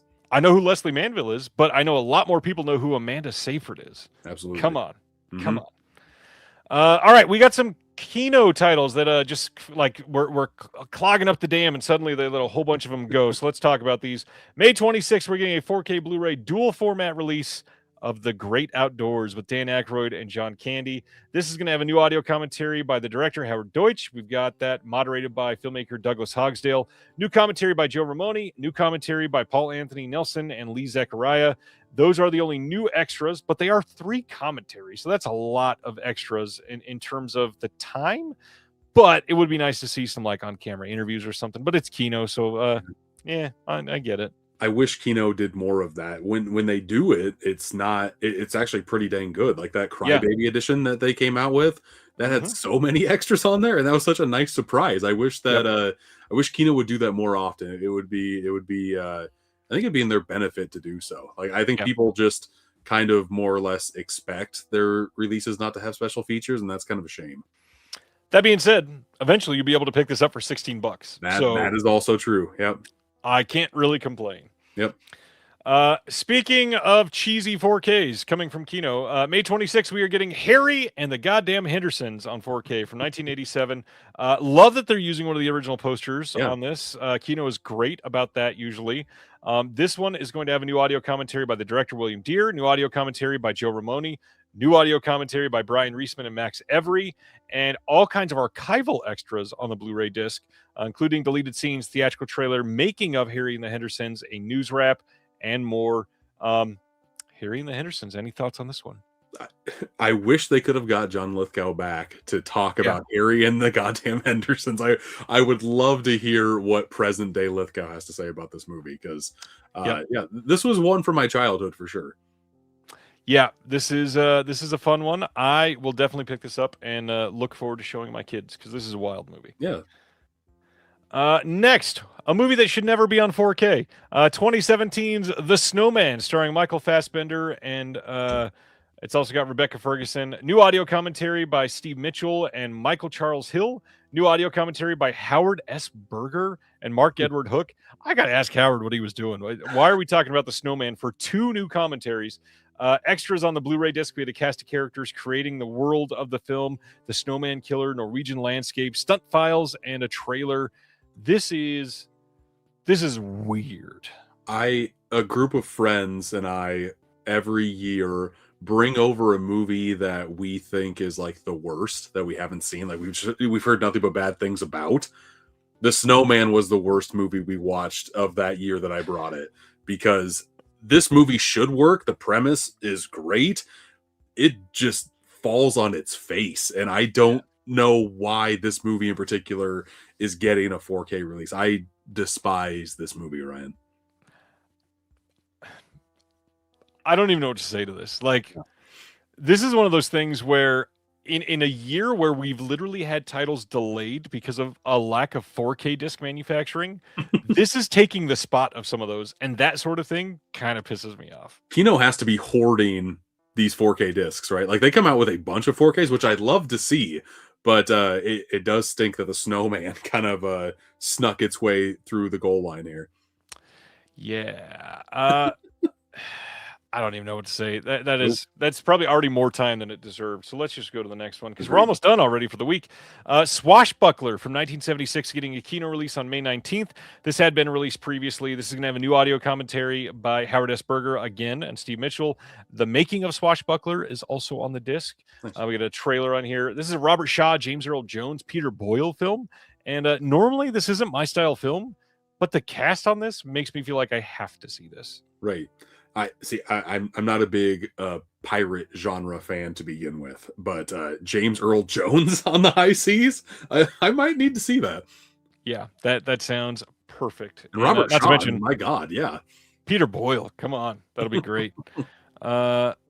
Let's see. Matt Ass wants to know, what are the chances that tomorrow we get Criterion announcements? Honestly, this is a terrible answer. kind of 50-50. Last month they did it on Friday the 13th as well.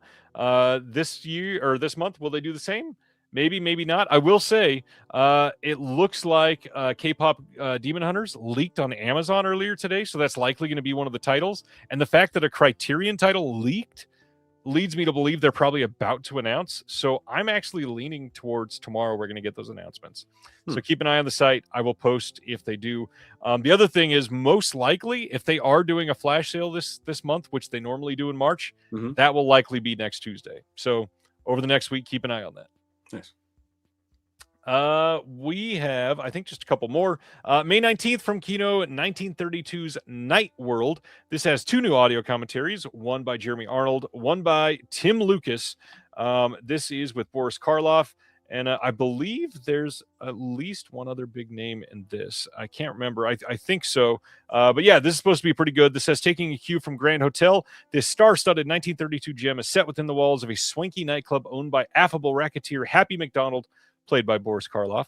In the course of a single evening, McDonald is framed for murder by his faithless wife, and a choreographer, the philosophical doorman, fears for his beloved wife's life. An alcoholic socialite, the son of an acquitted murderess, finds love in the arms of a hard-boiled chorus girl, and a beat cop burst in to foil a pair of trigger-happy mobsters. That is a hell of a night. Wild night. I guess so. Yeah, Night World. Yeah, imagine that all the time. Absolutely. Crazy synopsis there. All right, next. Oh, I guess we're ending on this. So the second title from Antenna has been announced, and would love to share that Bluebird is going to be premiering next month at Fantaspoa in Brazil. This is a title that we picked up before it was seen by anybody. This is going to be playing for the first time in a theater next month. We are going to be putting this out theatrically. This is going to sound crazy because it's so far in advance, but I just want to get people excited about it. Next January is what we're planning for this one. It's going to be having a full year of festival showings. We're also kind of doing something fun with this that I want to read straight from the press release. Antenna is not planning to release this until 2027, but we are hoping to use the festival circuit to generate momentum for the eventual theatrical release. This is going to be released in a very unusual way. We're capitalizing on the mysteries of the film and turning its theatrical release into somewhat of a scavenger hunt. I've got some crazy things scheduled for this, and I really hope people check this out. This film is a stylish blend of techno sci-fi noir and dark humor. It is a love story wrapped in a mystery as a lonely man named Charles, who's played by Boardwalk Empire's David McKelvey, meets a young woman named Chloe and embarks on a quest to find her when she suddenly disappears in a strange world that seems intent on keeping them apart. With echoes of a 70s paranoia thrillers and contemporary neo-noir, it's a Los Angeles filmed example of how small budgets can create big works in the right hands. There's some big names in this that you'll like. It's a great movie, directed by J. Arden Black. I hope you check it out because it is a lot of fun. Eric from MVD is watching tonight. What's up, Eric? How's it going, Eric? Yeah, it is wild. It is focused on tech. It is done by somebody who's done some work in video games previously. So it is something that will, if you are into the tech side of things, it will definitely pique your interest, I bet. Well, the whole scavenger hunt aspect, too. Like, you got my mind running a mile a minute here. Yeah, it is. It is something that I've already having more fun doing that for this one title than I think anything that I did in 17 years with the government. So already proving my choice to be smart. Perfect. All right, let's talk about what's coming out next week. In case you forgot, we got lots of titles to cover. Mimic coming on 4K. I feel like that was originally announced, 2.5 years ago. So finally, next week, you'll be able to get that from Kino. The Jurassic Park standalone 4K. This is the new version with Dolby Vision and Atmos. This is outside of the Steelbook. So if you wanted that disc, you can pick it up there. Ilsa, the Tigress of Siberia from Kino on 4K. Dead Again 4K from Kino. Again, we were just talking about this. Kino doing so many 4Ks. Mm-hmm. There are 5 4Ks from Kino just in these first 2 rows of Blu-ray.com. We've got a French 4K coming from Criterion, Testament coming from Criterion as well, Port of Shadows 4K from Kino, the Substitute 4K from Lionsgate Limited. Still can't believe they did the Substitute on 4K. Wild choice. I love it. It's a great choice. Just for their first 4K, that's a hell of a pick. Right. Leprechaun 4K Steelbook is shipping from Lionsgate now. I see a lot of people getting that announcement today, which means you might get it by the 17th. What a way to celebrate. That'd be nice. Good Boy from Shudder next week. We got The Lost World and Jurassic Park 3 on their 4K standalone discs. The Boy and the Beast 4K Steelbook coming next week from G Kids. Anaconda 4K. Did you see the new Anaconda? I haven't, but I've heard terrible things about it, so I don't know how excited I am to watch it, but I do love me some Paul Rudd and Jack Black, so how bad can it be, right? I mean, it's a good question. The sad answer is pretty bad. It can be I pretty knew you've bad. seen it, damn it.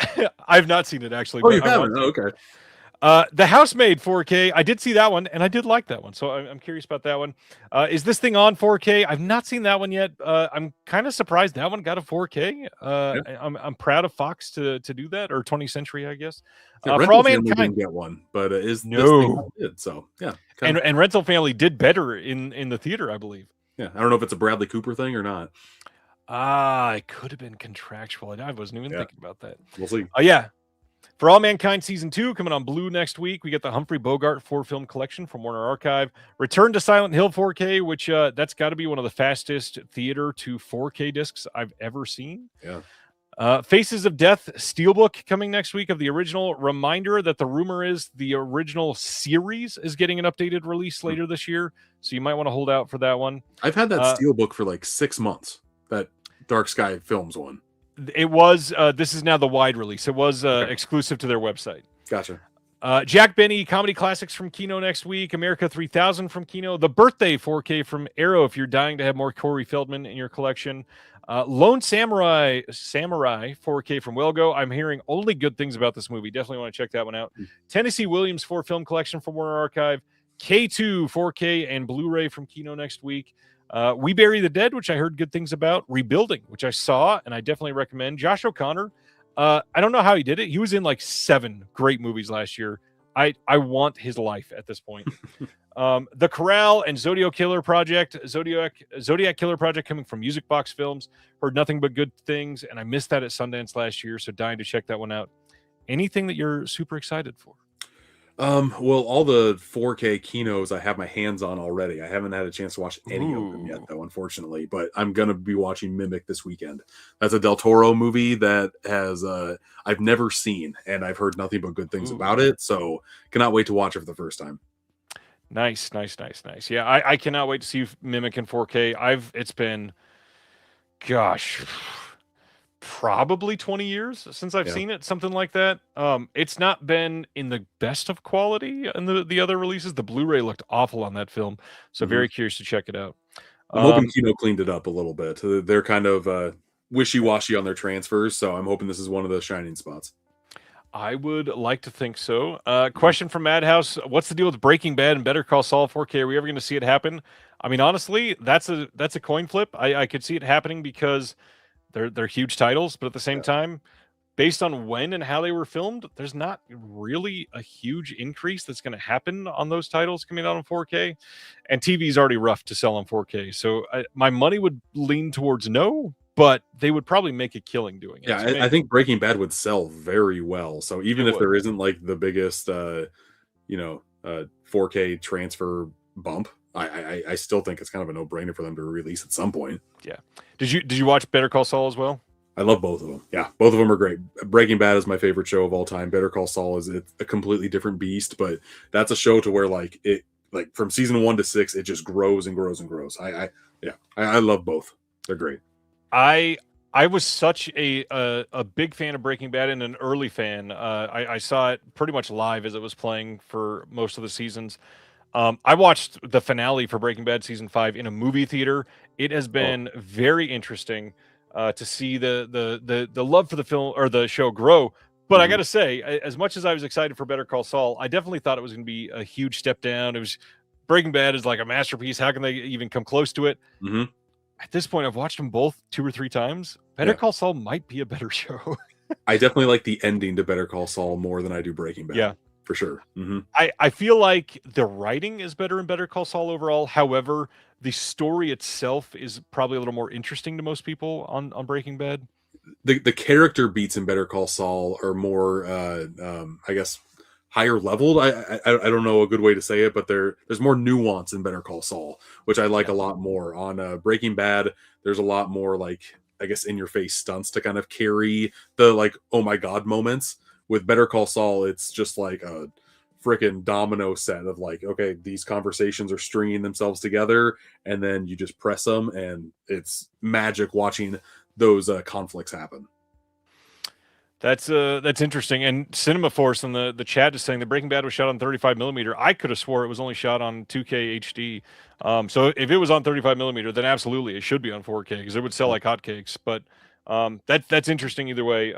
Yeah, check them out. And I'm dying to see Pluribus. I've not started it yet either. I don't know why I haven't seen it. Like, yeah.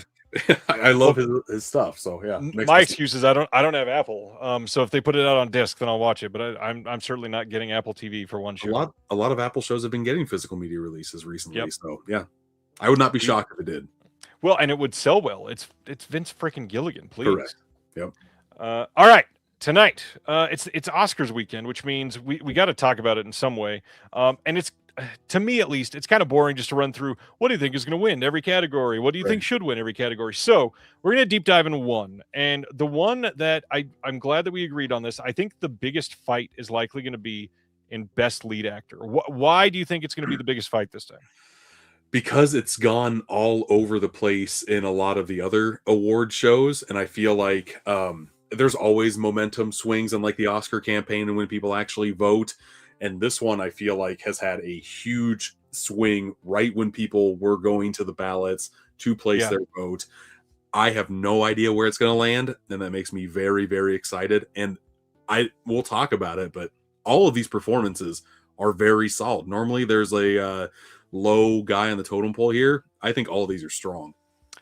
I feel like in any other year, all 5 of these could have won against like an average Oscar field of lead actors. Yeah. So just for the record, we've got Timothy Chalamet for Marty Supreme, Leo DiCaprio for One Battle After Another, Ethan Hawke for Blue Moon, Michael B. Jordan for Sinners, and then Wagner Moura for The Secret Agent, which I liked all 5 films. I thought they were all pretty great.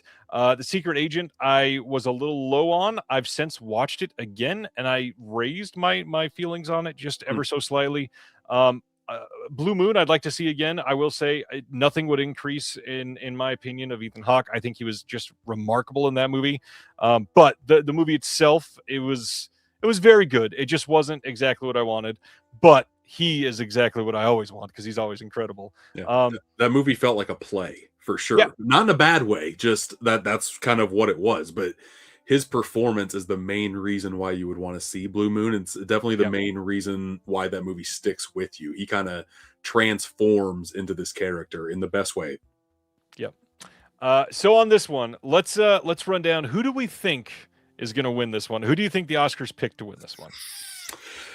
And I've been back and forth on it. My place of work has an Oscar pool, and for the longest time, I really thought it was going to be Timothy Chalamet, but with that SAG, or I guess the Actors Award that Michael B. Jordan got, and the speech that he gave, and when that award was given, that's when the votes were starting to flood in for the Oscars. I really do think Michael B. Jordan has a really good shot of winning an Oscar, and I did not think that even 3 weeks ago. I am literally the same. I wanted to lead into it in an interesting way, but literally all the same choices of words there. What's odd is I loved Marty Supreme. I thought it was really great. It has cooled dramatically. The thoughts from everybody in like on Christmas weekend, it was, this is going to win so many different things. This is a huge movie. Everybody's loving this. It has fallen off of a damn cliff since then. Weird. It's very odd. I don't know. I really hope that like the smear campaign that Timothy has had with the whole ballet and opera situation, like in my opinion, his words were taken out of context, and he was more talking like how he doesn't want the movies to kind of be forgotten a little bit. Like he was grouping himself in with those and how he kind of felt about those different mediums of entertainment. I don't know. I don't think that's why he's going to lose. I just think it's because Marty Supreme as a whole has just like fallen off a cliff, which I don't really understand why. Again, all the movies that are nominated, at least for Best Actor here, I have also thoroughly enjoyed. But I don't think Marty Supreme's going to win a damn thing this year. I don't think it stands a chance for anything at all. which is wild because literally 2 months ago I'd been like, yeah, I could see it winning 3 or 4 easily. But now I would be shocked if it wins 1. But when I saw it just kind of changing course a little bit here, when I saw one battle after another, I thought Leo was kind of a lock for his performance too. And Yep. even though he doesn't do a lot, he is such a force in that movie. And I don't think I've laughed harder than some of the shit he pulled off in 2025. Yep. There might be a chance to where like he kind of squeaks in. I wouldn't be shocked if he won Best Actor in this either. I really wouldn't. I kind of think it's a 3-person race there. Leo to me is kind of in the back, but yeah, I don't know. I'm very excited to watch this Sunday just to see who actually wins, because I feel like out of the main 4 actors, that's the one category to where I'm like, I really don't know where this is going to land. Yeah. So before we get in who we want to win and maybe some optional items that if none of these were nominated, what are some other ones we would have liked to see nominated? Yeah. How do you feel about the Oscars? You watch them every year? Are you a fan? Because a lot of people are jaded about it and they just don't give a crap. Like, I know it's a big popularity contest and whatnot, but ever since I was probably 10 or 11 and my mom randomly had it on and I watched it and fell in love with the whole atmosphere of everything and people being so into winning the award and doing the acceptance speech and the whole just glitz and glamour of everything. Like, that has kind of stuck with me, even if Hollywood has changed since I first fell in love with it.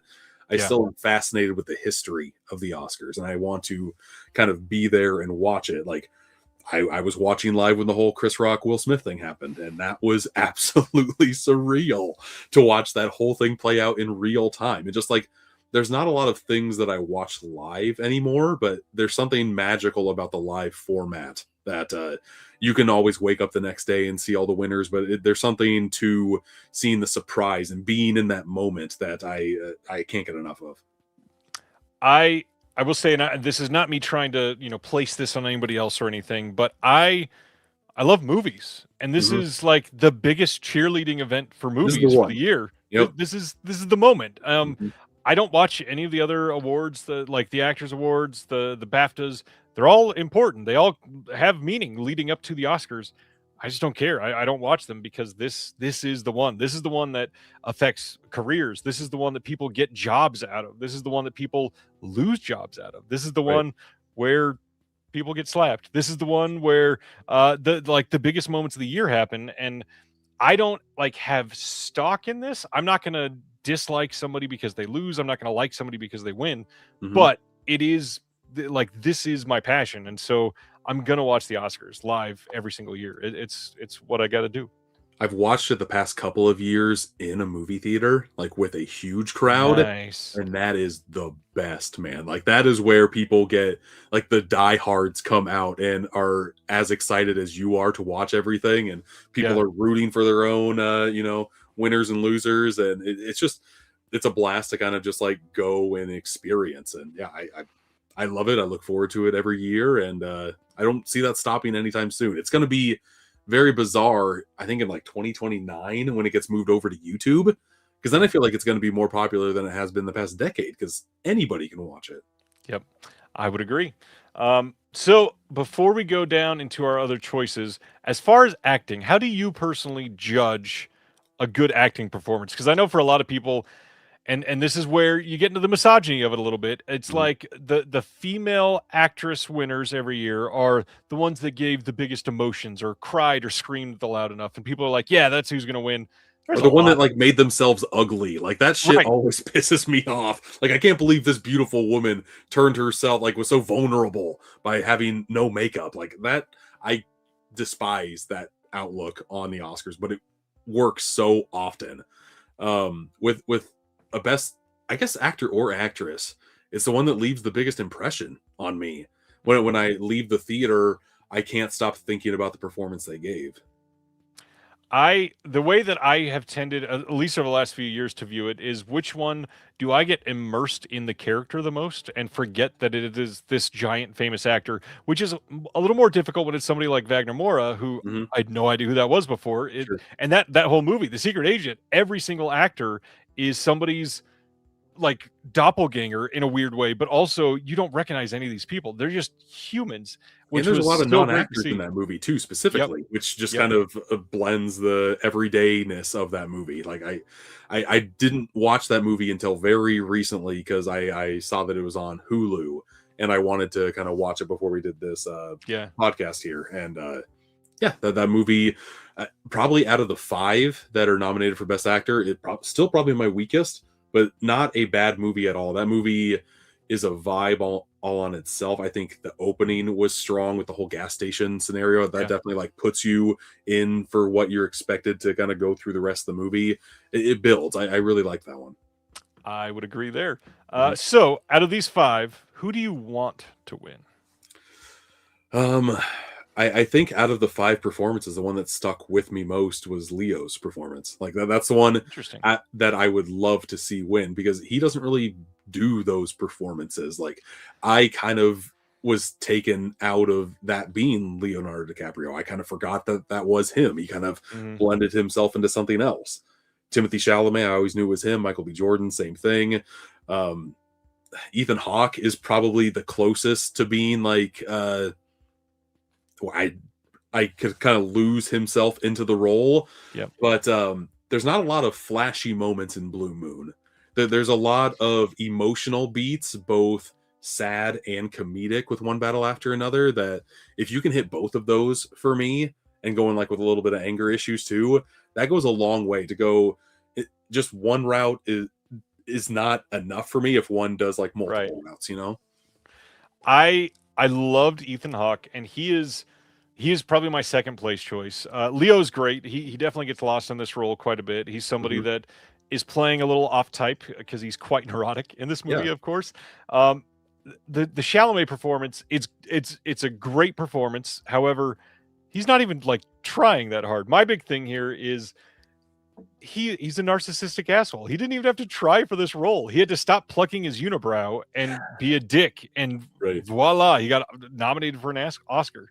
I 1000% agree there. He's more playing a heightened version of what he already is, more or less. Like I think he already has wild opinions, and he's not embarrassed to kind of put himself out there. And that's kind of what Marty Supreme is in a nutshell too. He's very motivated. He will do what he needs to do in order to succeed. And Timothy Chalamet, say what you will about him, but he does not filter himself that often, man. He kind of goes for it whether you like it or not. So my choice here, though, I did say Ethan Hawke was my second favorite. I still, for this one, I want Michael B. Jordan to win, and the main reason here, he is one person conveying two people in a way where I knew who both of them were at any moment, and that is so much work. Literally pulling double duty in a film that left almost more of an impression than any of these other movies, maybe besides One Battle After Another. And to have it pulled off the way that they did, the like Michael B. Jordan passing a cigarette to himself on camera is insane that we got that done. And obviously that's more Coogler getting just amazingness on camera, but the fact that he's able to pull that off, and you can see the way that the two brothers hold a cigarette in a different way, that's Michael B. Jordan. And so I don't know. I'm a sucker for like doppelganger films or twin films or something like this. And I'll talk about another one in just a few minutes. But yeah, he is my choice, and I really, really hope he wins. Yeah, no, I would be happier than hell if he won, because I've been watching Michael B. Jordan since he was a little damn kid. I know he was in The Wire, didn't really watch a lot of The Wire. I watched Friday Night Lights, and when he kind of popped into the scene on seasons 4 and 5, fell in love with the kid, grew up with him, just watching him on screen, and to just see how he has grown as an actor. And anytime he pops up on screen, I'm happy that he's there. And this role was so different for him, and the fact that he played 2 different roles as well, it just kind of magnifies his great acting ability. And yeah, I'm rooting for the kid, that's for damn sure, on Sunday. So out of the 5 movies, is One Battle your favorite movie? Like outside of the performance, which one is your favorite movie?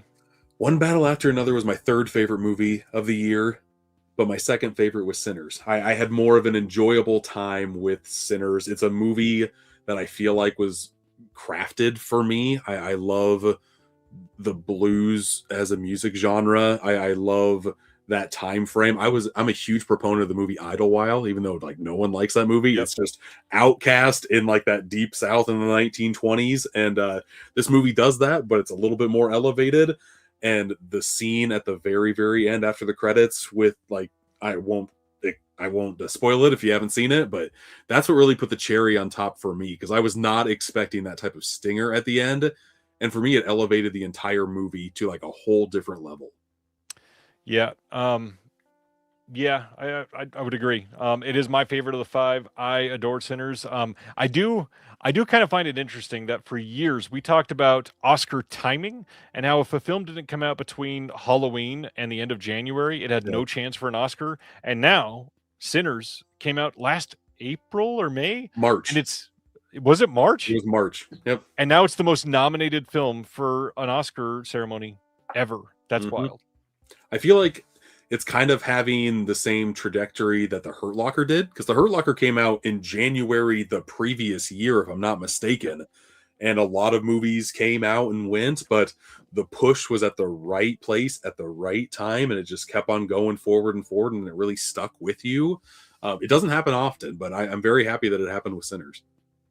Yeah, it's nice to see that the love came through for that one. Mhm. So we talked about our favorite performances of those five. We talked about our favorite movie. What about your just overall favorite actor in the current landscape? Who is your favorite actor?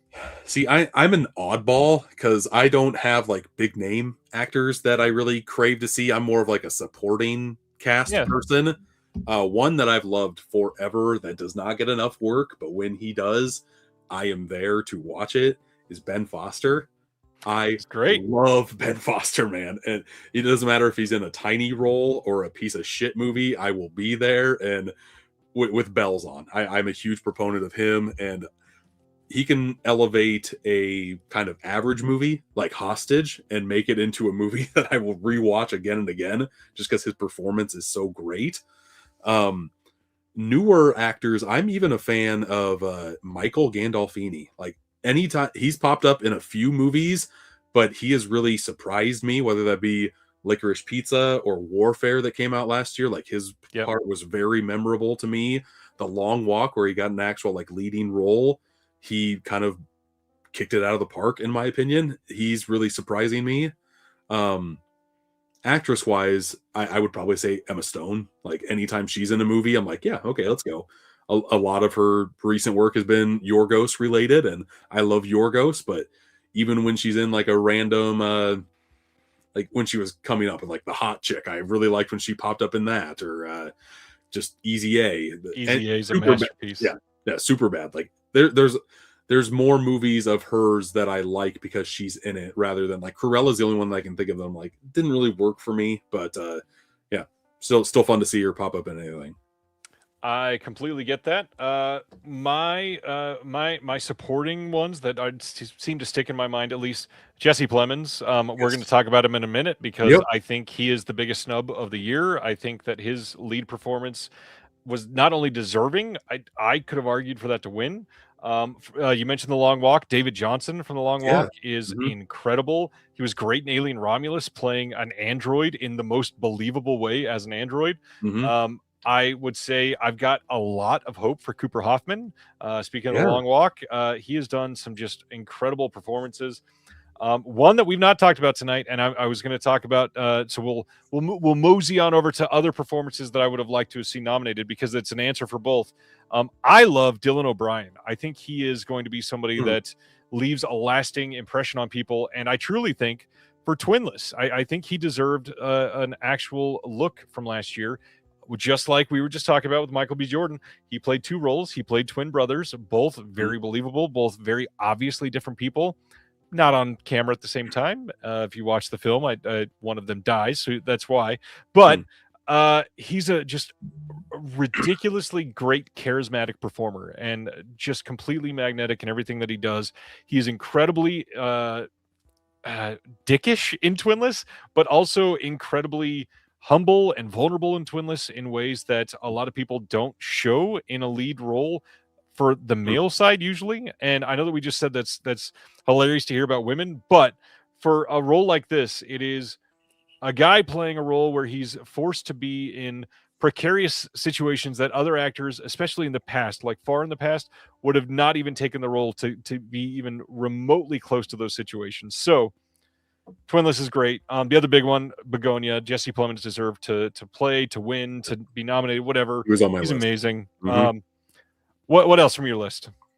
Jesse Plemons is the big one for sure. I would probably take Wagner Moura off and put him in if I had my way. Interesting. And I would put him in Best Actor. I wouldn't put him in Best Supporting. You could probably put the case for both, but to me, that's a 2-person movie, and for the majority of the movie, and he really, really blew me away. So it sucked that he did not get the nomination. But I liked Joel Edgerton too in Train Dreams. I really liked his performance. Very subtle, but very powerful as well. That movie really stuck with me when I watched it. Those are probably the main two that I could see myself fitting into that 5th spot, taking one out, placing one in that it feels strongest about. I love those picks. A kind of an oddball pick for me. I've never really been a huge fan of Darren Aronofsky, and for some reason, Caught Stealing hit for me last year. Agreed. And Austin Butler was incredible in that movie. Other than like Once Upon a Time in Hollywood, I think I've still not seen any Austin Butler films. Dune, and he was Part 2? Nope, not seen either of the. Really? Wow. Nope, I was just behind. I loved him in Caught Stealing. There was something about it. It was just fun and unique, and I don't know, like it's another one of those like vibe films, like Surratt. Did you get to see Surratt? I haven't seen Surratt. So Surratt is weird. There's a lot of interesting things about Surratt, and I feel about Austin Butler's performance the way I felt about the entire film of Surratt. So there's not really a performance like that in Surratt, but yeah, Austin Butler was incredible. Yeah, Wave in here said he was in Eddington too. I forgot about that. Oh, that's right. Very small performance, but memorable. Yep. Yeah. I've not seen The Bike Riders, Reggie. I need to for sure. Very good in that too. Yeah. I've still not seen Elvis either. That's a powerhouse performance for him. He actually got nominated for that one. So no, that makes sense. But I really liked Caught Stealing. I thought that was one of the biggest surprises of last year for me, because Aronofsky is very hit or miss with me in his filmography. This one didn't really feel like an Aronofsky film either. It just it had such a vibe to it. Like I just vibed with that movie hardcore. Yep. Not one that ever would have been considered for an award necessarily, and it's probably not good enough to earn an Oscar, but I gotta say, Channing Tatum was kind of incredible in Roofman this year, and that movie is so much better than people have given it credit for. Yeah. Immaculately directed. It's based on a true story, so the writing is great. It is subtle performances that, I mean, Kiki in that movie is the facial acting that she gives in certain scenes are wildly great. It is such a unique story because it is real. You can feel the personal side of things coming through every single scene. Love the movie. Everybody should see Roofman. It's so good. It's on my stack of shame right now. I've got the 4K that I just have not watched yet. It's one that I'm waiting to watch with my wife, and we have different bedtimes. I don't know if that's the same in your family or not, but like my wife likes to go to bed early. I like to go to bed super late, and one of these days we will kind of meet and watch it at home for sure. I'm kind of curious. Did you see Eddington? I did see Eddington. How do you feel about Eddington? That movie was a tale of two films for me. I was really vibing with the first half of the movie, and I think that movie, besides Bo Burnham's Inside, is the best example of catching COVID and like putting it on screen in the best possible way. And then a major death happens in that movie, and it completely threw me, and I couldn't get back on board after that because it went in this entirely different avenue that I wasn't ready to. I liked the lane I was in. I don't want to go in this new lane here, and it went fully in that new lane. And I still liked it overall. I just wished that it was more of the first half of the movie than the second half. Right. Not sure if you've ever seen my Letterboxd profile, but literally, I think I'm one of only a few people that have Inside on their Letterboxd top 4. I adore that whole thing. He is God. I could do a full episode on Bo Burnham. I will be on because I love that special, and it sucks that Bo Burnham has just disappeared. Like he was Again. then promising young woman, and I have not seen him since. Yeah. God, he is like a modern Renaissance man, kind of like Donald Glover, and Yeah. I hope they always do something because they need to be creating. Agreed. I need to hear his voice. That's Always. for sure. Yeah. Adam is saying, I mentioned facial acting. What is facial acting? So the big thing with Kirsten Dunst in Roofman, there's a lot of scenes where she's not speaking, but the way that she portrays emotion with like a subtle movement of her eye can change the way you feel about an entire scene. The way that she like changes the shape of her mouth just to convey losing confidence in Channing Tatum's character is wild. And a lot of actors cannot pull something like that off. And so her control and her ability to act like that, I mean, from last year, it is the best performance like that I've seen, other than Juliette Lewis, who played, gosh, I'm not remembering the name of the movie right now, but Juliette Lewis plays a chair in a movie that is coming out from Oscilloscope here soon in like 6 or 7 months, I believe. And there's a scene where she is in one shot, the camera does not move, and Juliette Lewis is in what appears to be the most uncomfortable position I've ever seen, and her body does not move for I think like 11 minutes straight. It is immaculate body control, and that is just crazy. But yeah, Kirsten Dunst is probably the closest behind her last year. By Design is the name of the cheer movie. Thanks, Ronnie. By Design is, I did not love it, but for watching a feat of acting that should not exist and is crazy, sure, go check out Juliette Lewis and By Design. It's wild. It's got me. I've never heard of that movie, and it has me intrigued to watch it just for that scene. Is that the majority of the movie? Is her as a chair? Yes.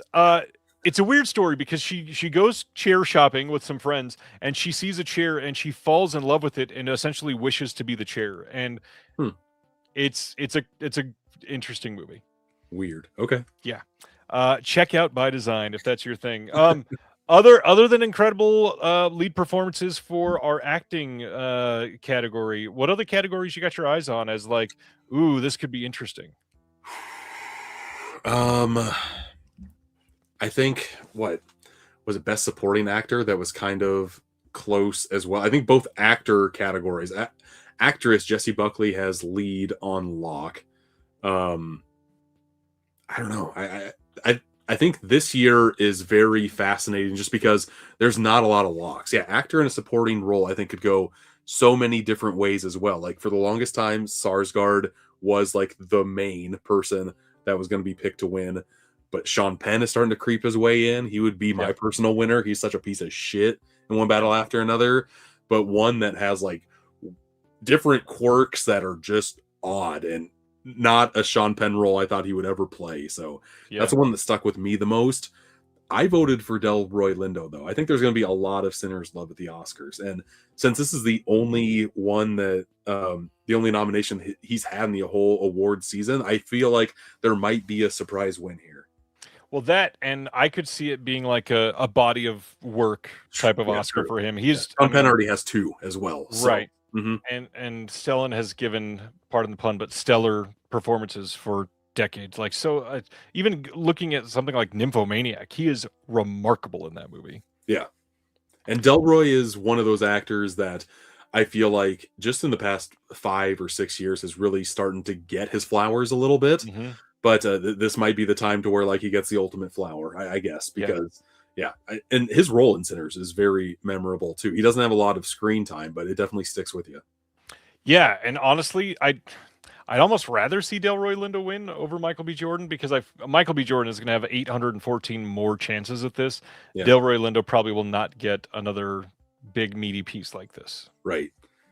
Nope. And like I didn't really put any focus onto him until I saw Da 5 Bloods, and that movie stuck with me so great in that movie. Much, yeah, to where like I've just been a fan of his ever since I saw that movie. And yeah, to see what he did in Sinners really just put a smile on my face. He's a very charismatic alcoholic, and it's a fun meaty role. Ronnie, I agree. Ronnie says very annoying that Sentimental Value is coming to streaming after the Oscars. Yep. I'm glad that it's coming out through Criterion. I kind of wish I could have it in my hand already to watch before the ceremony again. Yep. I really enjoyed that movie. Probably third or fourth funniest scene in a movie all year is when all of the cinephiles watching Sentimental Value laughed like crazy when they saw the DVD cover of Irreversible being handed to a 9-year-old. I God, there's so much to talk about from last year. Let's make that the last question. How did you feel about 2025 as a movie year? Because obviously we get complaints from so many people about the movies suck, nothing original is happening. 2025 I felt like was amazing. I thought it was strong too. And one person that I haven't talked about that put out my favorite movie and my fifth favorite movie of last year was Soderbergh.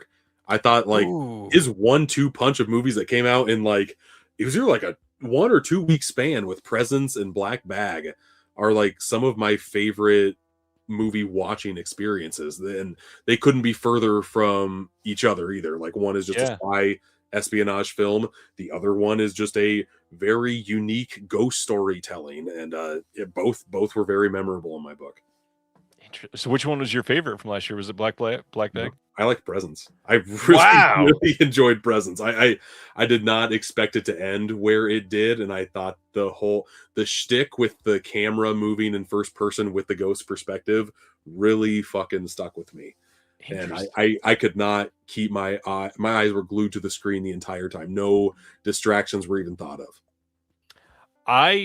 I loved the third act of Presence. Yeah. I think the whole shtick got a little long in the tooth for me, but it was still effective, and I still enjoyed it, and I thought it was great. The story itself that they leaned into finally in the third act was a lot of fun. Yeah.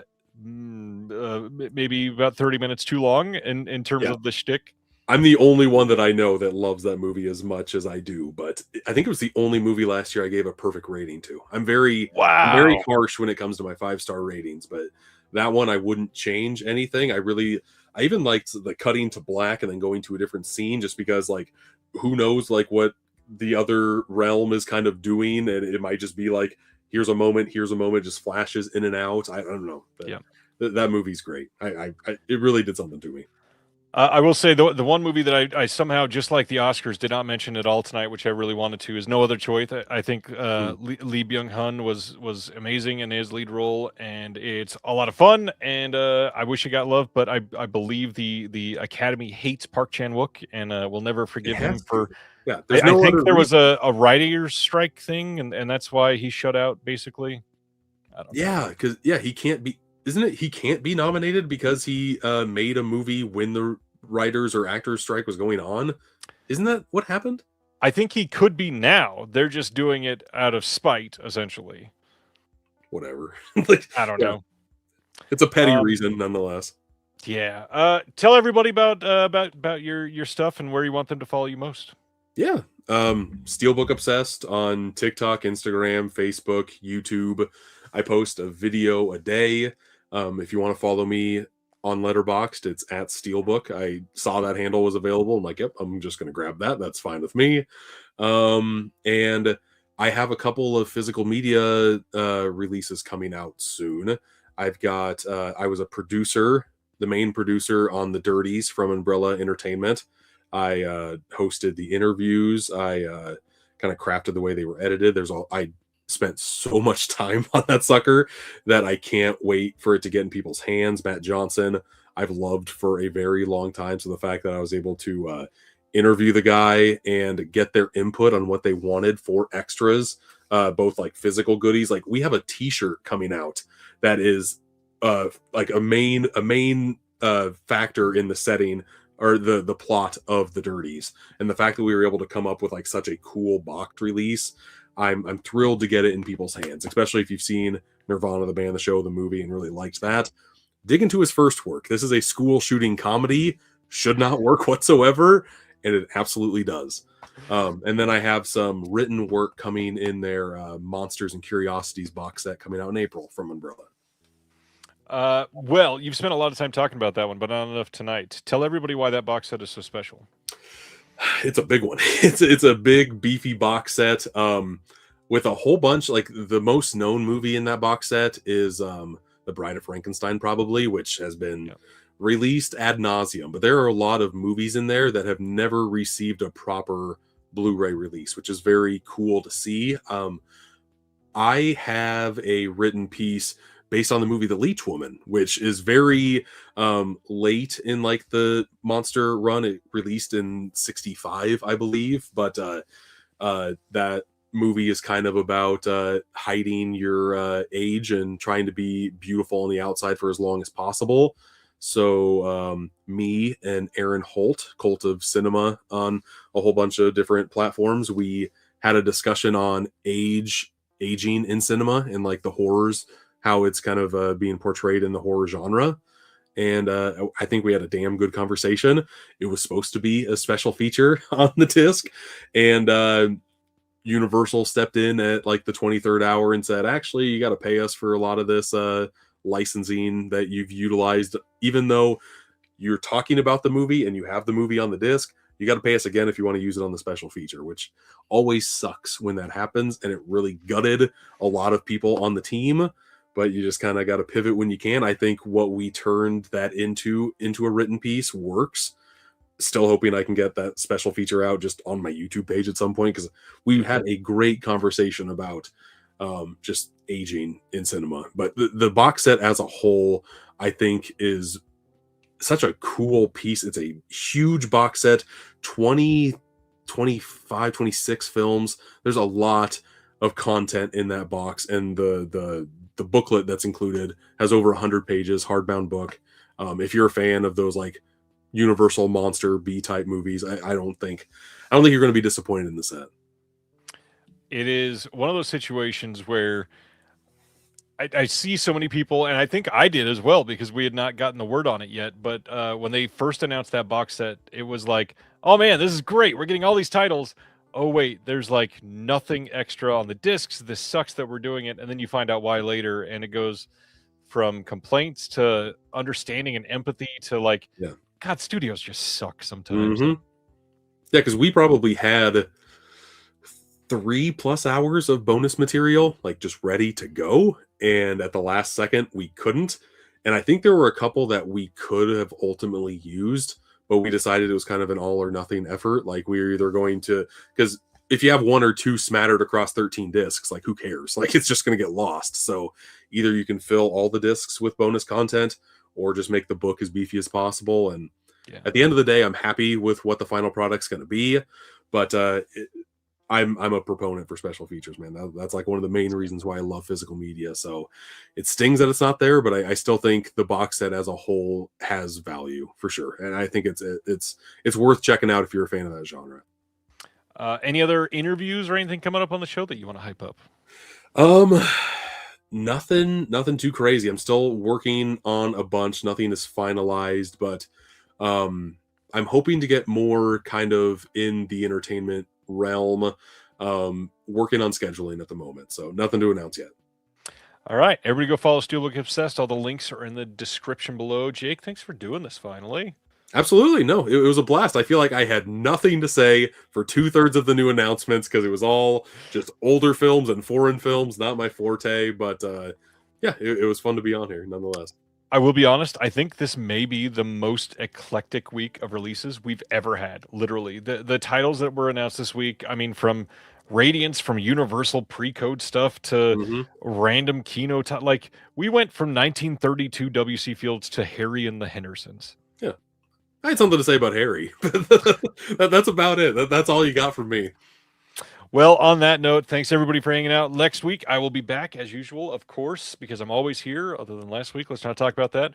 We'll see you next time. Have a good week and stay safe. See y'all. Thank you for watching The Disconnected. On the way out, make sure that you are subscribed to the channel, that you've liked the video, and that you've copied the link to be able to share with someone else that may appreciate this.